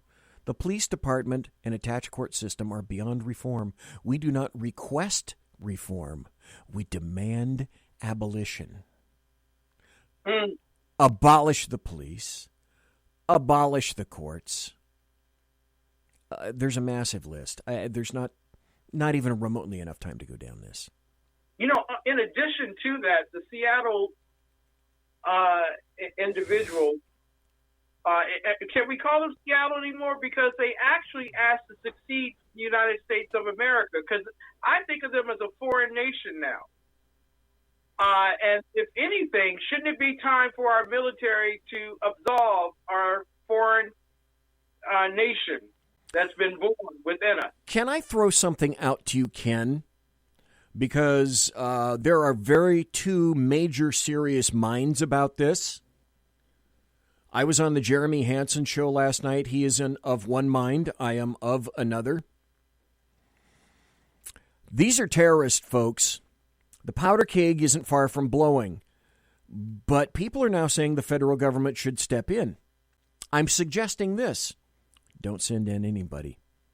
This is a local government creation, and a local and state government can repair it. But they got to have the will to do it. Their lack of will, when they have all the equipment and personnel to do it themselves, in my mind, does not constitute an emergency. The city of Seattle, what they did is they groomed and they coddled and they petted and they nurtured and they sucked off the cocks of all those little lizards until it became a big-ass dragon. So if you, Seattle, lack the will to repair this yourselves, okay, I have some options for you that I've thought through. What you need to do is coordinate with your local law enforcement to take your city back. And ask for the help of King County. Ask for the help of surrounding cities and counties. And then, number 2, maybe you can ask for state assistance. I watched Governor Inslee profess absolute ignorance of this situation yesterday. That's a lie. He knows precisely what's going on in Seattle. And here's the other point. It is the governor's job to request the National Guard assistance, and here's the rub. Here's what he's facing. Here's the decision Jay Inslee, massive leftist, is facing. Washington and Governor Inslee very well might not request the National Guard, and I think the last thing is he said he's not going to, because of three things. Because it would acknowledge, if they did, it would acknowledge these three things. Number one, that Washington can't handle their own people. Number two, that asking D.C. for help is acknowledging their fundamental errors in appeasement and capitulation. And number three, and this is probably the most important to them, it would give a win to President Trump politically. And Democrats or leftists, they can and will never, ever, ever, ever, ever, they cannot and will never exceed a win. Nor they cannot afford to yield a win to OMB, because it would prove that their foundational tenets and their beliefs are insidiously corrupt and unworkable. So what you're going to see potentially is an entire city in the United States of America sacrificed on the altar of political correctness by the WCM, the woke child mob. Now, I want to make this very plain. Not by blacks, not by BLM, by GAUPs, guilty over-educated white people, and the WCM, the woke child mob. I'm suggesting let Seattle stew in its own festering broth. They wanted it. Oh, no, I'm sorry. No, they demanded it. They voted for it. They disciplined normal people to get it. So I say, you know what? Give them what they want. A balkanized city, a balkanized state. Seattle has the capability and the capacity to stop this right now. They don't have the will. They're not going to do it. Governor Inslee lacks, at this point, he's not even going to acknowledge there's a problem with this. And you know what? The only thing that would make a difference is if Microsoft and Amazon said, you know what? We're done. We're done. Watch how fast it takes Inslee to pick up that damn phone and call President Trump. Watch how he does it. Yeah, exactly. Exactly. So I'm suggesting stay the hell out, federal government, because this could be a trap that I don't believe Trump wants to get into. Now, I know he's chomping at the bit to get in there. Be careful. Stay out, federal government, unless Inslee calls. They started the mess. They can fix their mess. Because if they call D.C. for help, that is a clear admission of guilt and, moreover, failure. Their job to fix, not ours, unless called by the governor. I don't think he's going to do it. I say wait for Governor Inslee to make that phone call. Yeah. Because eventually, those individuals who are running out of food and running out of water will become a little bit more rabid and voracious, and they will begin to spread their anger and hostility across Seattle. This just came out, and I want to play this for you, Ken McClinton. Someone in Seattle might be seeing the sun on the horizon. The chief of police of Seattle, Carmen Best, she's having second thoughts about this. And this is her in the chief's message to her police. This is Chief Best, her address to officers. You know what this is? This is glorious. This is her throwing her mayor under the bus? SPD family, I say that because that is what you are. You are my family. And family is honest with each other, and family has tough times, but in the end, we always remain family.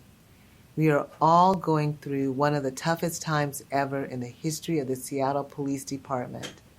I know how incredibly difficult these past 2 weeks have been for you and for your families. To say thank you will never probably be enough.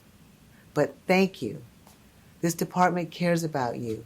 I care about you. Yeah. And although it may not seem true at this moment, your community cares about you. I want to update you all on the situation at the East Precinct. The decision to board up the precinct, our home, the first precinct I worked in, was something I have been holding off. You should know, leaving the precinct was not my decision. Wait a minute. If I had a producer, this is what you would have heard. It wasn't my decision. She just threw her mayor under the bus. We fought for days to protect it. I asked you to stand on that line, day in and day out, to be pelted with projectiles, to be screamed at, threatened, and in some cases hurt. Then to have a change of course nearly 2 weeks in, it seems like an insult to you and our community. Seems like. Ultimately, the city had other plans for the building and relented to severe public pressure. I'm angry about how this all came about. Right. I understand that my comments in this message may be leaked to the public, but I'm not concerned about that. I stand by what I'm saying. We had solid information to believe that anti-government groups would destroy the precinct once we left, whether through vandalism or arson.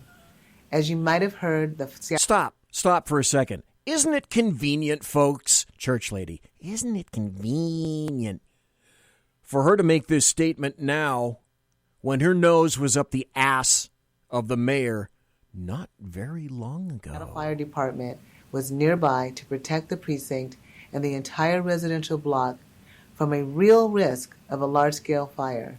Chief, question for you.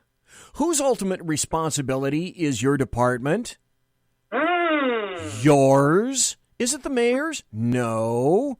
Could you possibly, Chief Carmen Best of the Seattle Police Department, have said to your mayor, go to hell? And this is the problem that I have with administrators in law enforcement today. You're not telling enough people to go to hell.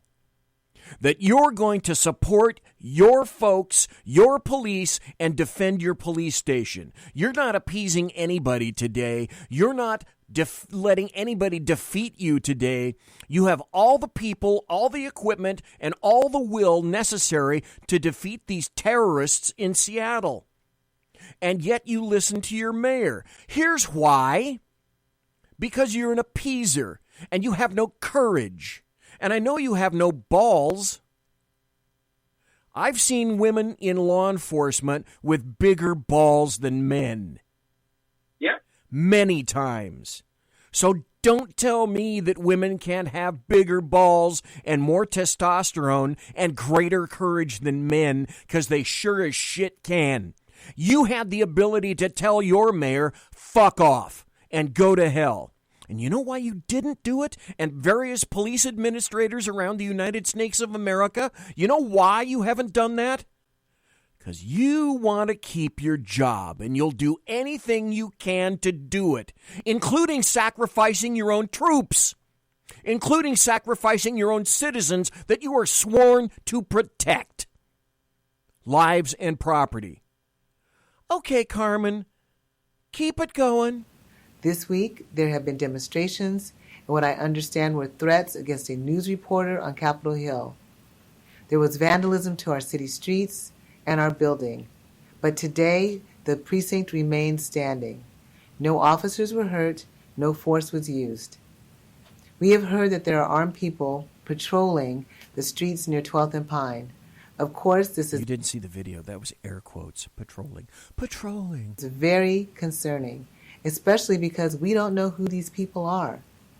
We've also received report that these armed people may be demanding payment from... Who's the chief of police? Who can do something about it? Who is the chief of police? Who can do something about it? Business owners in exchange for some of that protection. We've also heard that they may be demanding to see identification from people who live in the area. This is not legal. Did you just hear, folks, what she's saying? They're shaking down people in this autonomous zone. They are enacting their own police forces. Everything Everything that they said that they despised, they are doing themselves. They are initiating their own borders. They are initiating their own police and law enforcement and authority, the same thing they want abolished, and they are shaking down businesses and citizens to enter their good area. And they're also enabling, guess what? Their own version of stop and frisk. What the fuck? Mm. Do you want to hear any more of her, Ken? Yeah, actually I do, but I do recommend that someone please tell her that the number to call is 911. I'm just saying. What happens when you have no courage and you're 911 and you refuse to respond? And we've asked anyone who may be experiencing this to come forward and file a police report so that we can investigate these crimes. Translated, left speak, because, I speak leftist. We'll get to that shit in our own damn good time when we're good and ready, or until you forget about it, and it's entirely impossible that you could forget about it. In closing, I mostly just wanted to share how I feel. Yeah. I am very thankful and very grateful for each and every one of you every single day. You are doing such incredible work, but I know you feel underappreciated. However, I do believe that most people in Seattle support the police department and its officers, even though they may not be the ones posting on social media.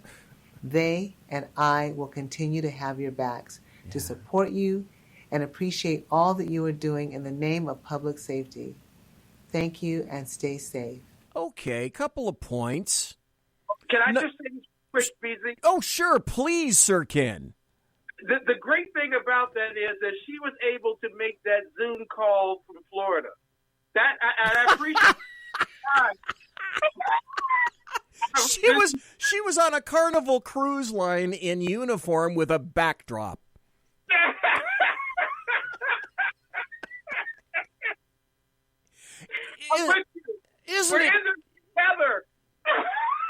Isn't it easy for someone like her to say, well, it's not my responsibility.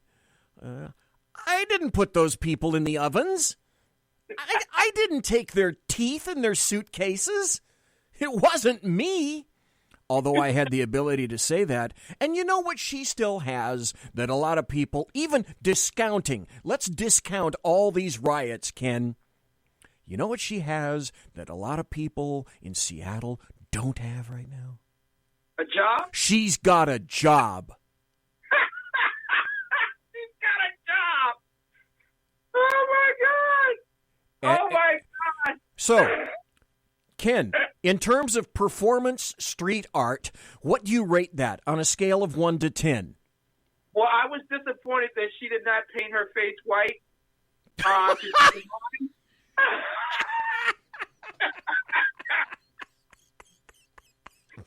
But overall, I would give it 5. I think she deserves to go to Vegas. I really do.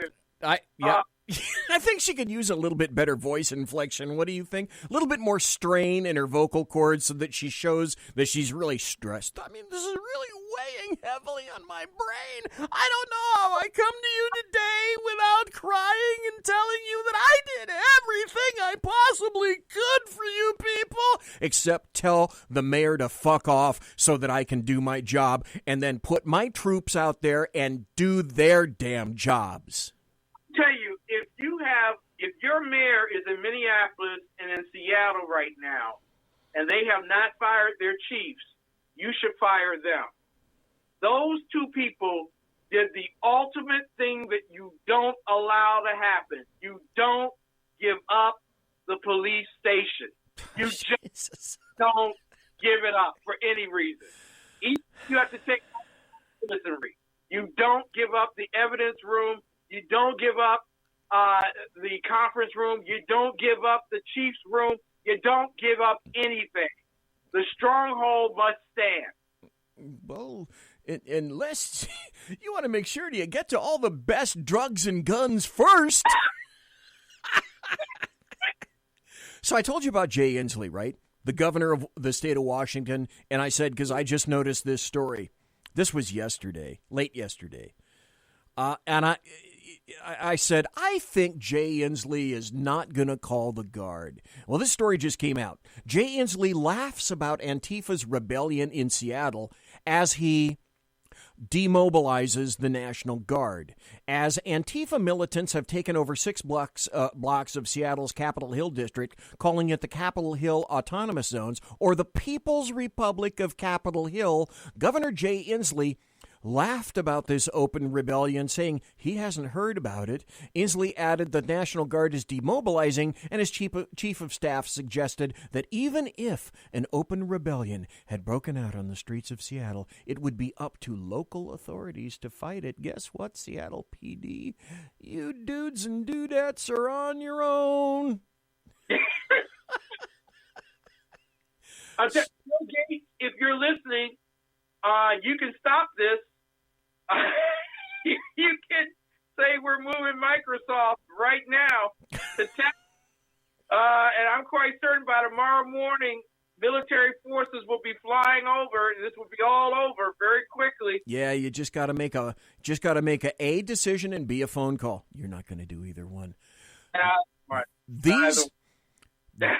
There are 2 things that I want to mention. Then I'm suggesting that we can wrap this up. Good Sir Ken. And if I can add one thing. Yes, sir. If I can add just this one thing, I want to thank the good people of the Monument Avenue Preservation Group, an association that preserves, protects, maintains, and celebrates the Civil War commemorative monuments on Richmond's Monument Avenue in Richmond, Virginia. They will not be taking down the Robert E. Lee statue.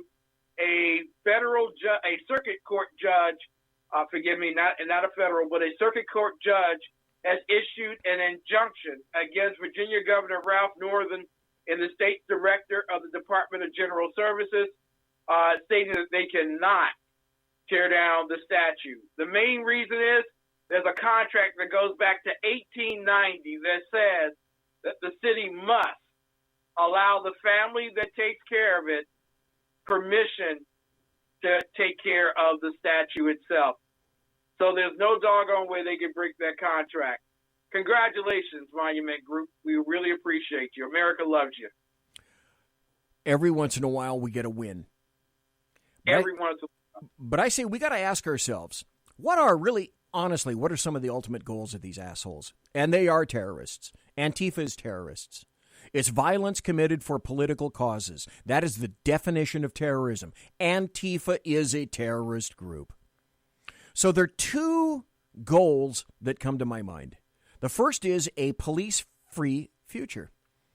And then finally, somebody, a little leftist bint, came out and said it. Thank God. At least she's honest. Minneapolis City Council President, the goal is a police-free future.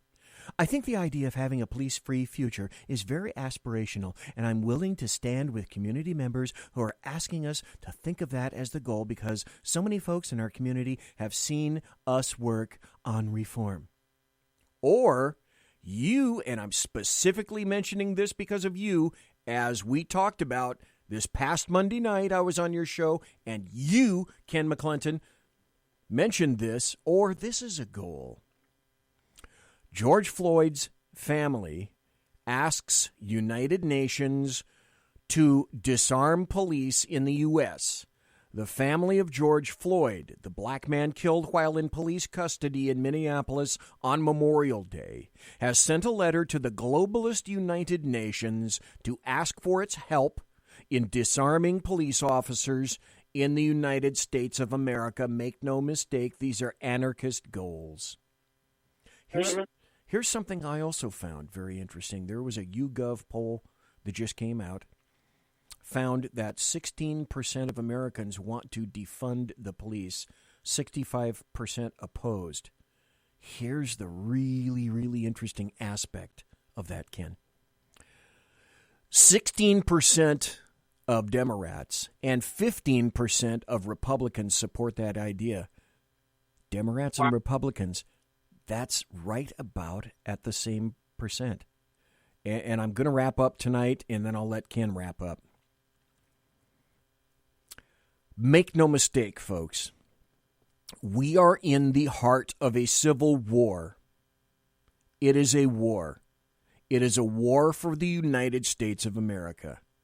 And there is absolutely no bipartisanship or compromise because leftists won't have it. And now, me neither.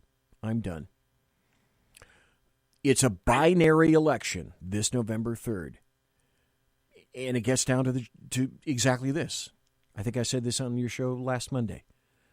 Either people who love this country will win, or people who despise this country will win. This is a conclusion pushed not by normal Americans like you and me. We are normal Americans. But by anarchists, leftists, Democrat socialists, socialist communists, and Democrats themselves. We are on the cusp. Wake up, we are on the cusp of actually balkanizing the United States of America, dividing it, doing the exact things our founding fathers fought to avoid. E pluribus unum means from many one. Today it means every leftist bastard for himself and everything for free. I mentioned a quote from a guy named he's a scholar and a researcher, and I told you about him last Monday, Khalil Muhammad. And he said that what police need to do is police on the periphery of the black community, meaning, as far as he's concerned, the black community doesn't deserve the police. Well, do BZ's logical extension. That means police shouldn't be in the Hispanic community. They shouldn't be in the illegal community. They shouldn't be in the Asian community. They shouldn't be in the Filipino community. Figure out another community. They also shouldn't be, what he's saying, consider his name, is they shouldn't be in the Muslim community either. Every leftist bastard for himself and everything for free. Exactly what the anarchists are accusing you of. Seattle now proves in the Capitol Hill autonomous zone, the Chaz, they're doing the same thing. They're corrupt. They are enforcing with police. They're checking IDs. They're stopping and frisking. And they're fining people for protection. Everything these assholes accuse you as a conservative of, they themselves are doing at that precise moment. Ideals? I don't think so. Ken?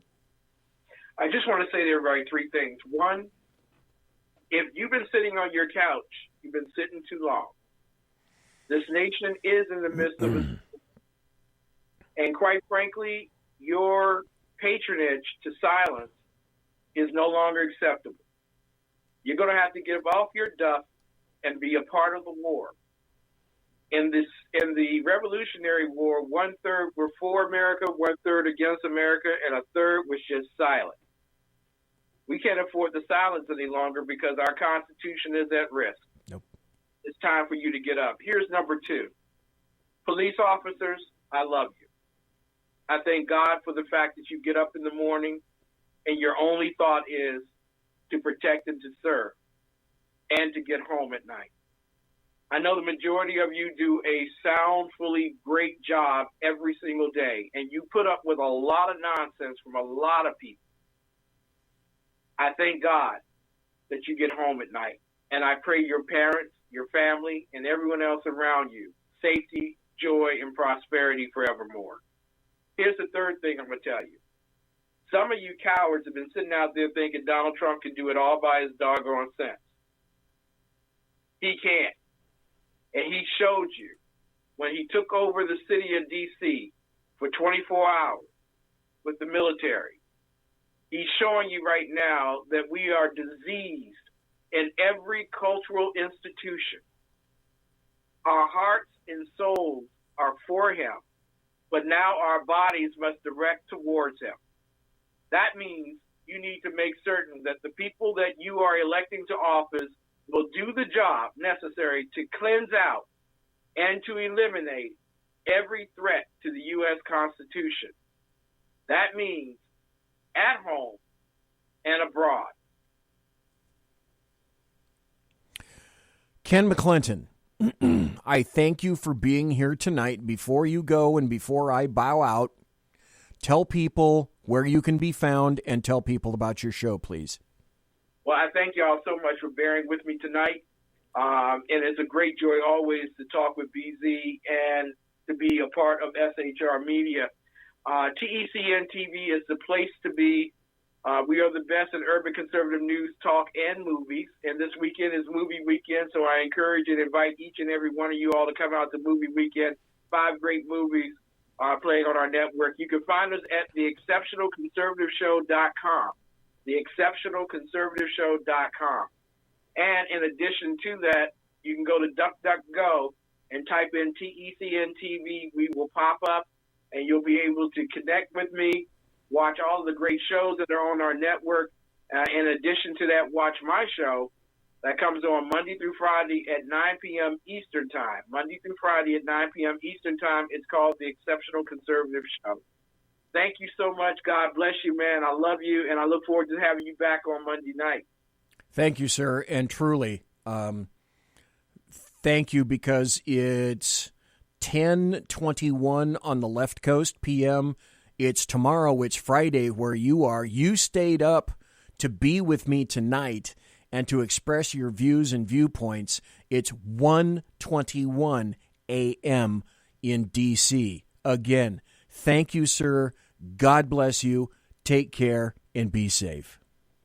Good night, and God bless all the TECN TV viewing audience that's been watching this. BZ, Biff Zeppi from SHR Media, BZ, Group Berserk, Bobcat, Saloon. You can find him on Twitter at BZEP. Good night, and God bless each and every one of you. And always remember, God bless America. It is now time for America to bless God. Thank you, Ken, and good night, sir. Good night. I want to make one final point. I'm pissed at our military. I'm pissed at our law enforcement. I've never been so disappointed in law enforcement or the military before. But I draw, in my mind, a very clear and distinct line. My umbrage is not with the good men and women who do the damn job. I worked with some extraordinarily good and courageous people over the years. We were sacrificing. We were not, and never got any thanks for what we did. There wasn't a thin blue line. You didn't get a week off after a shooting. You got the sergeant chipping in your ear to clear the call and go to the next call. And that's the way we were raised. And that's how we worked. That's how we operated. Those are cops. That's our military. The people at the top have been corrupted. And that's what disappoints. Make no mistake. I have then and now the ultimate respect for our military and our law enforcement personnel. I was one for 41 years. But folks, things have changed. We have the opportunity in November to do something about it. You've heard it every time. This is the election that means everything. Folks, November 3rd, this is the election that means everything. Because if you like what you're seeing in Seattle and all the various leftist cities in America, you'll love it coming to yours. Monsieur! Es un mort!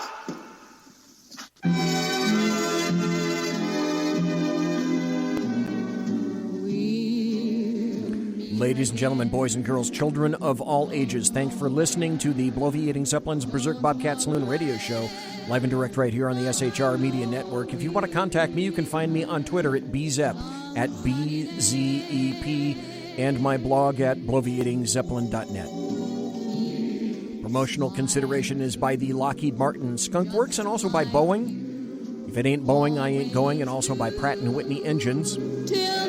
Thrust. You can trust. Tiaras are by My Little Pony.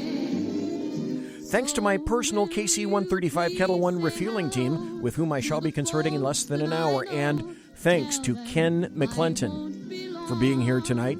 Thanks for everybody watching in Facebook, being in Facebook chat. My apologies for Facebook not working so well. Thanks for people listening to me at shrmedia.com and being in the SHR Media chat room. I'll be back next Tuesday night with Dwayne Patterson, producer for the Hugh Hewitt radio show, and an all-around great guy. Knows how to work a hedge trimmer. Thanks for listening. God bless, folks. Take care. Have a great weekend. Be safe. See you next Tuesday.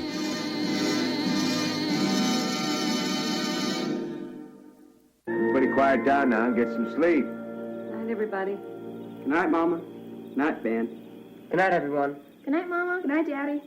Good night, children. Good night, Daddy. Good night, Elizabeth. Good night, John Boy. Good night, Jim Bob. Good night, Jim Bob. Good night, Jim Bob. What's going on? I was asleep. What's everybody doing? Good night. Good night, Jim Bob.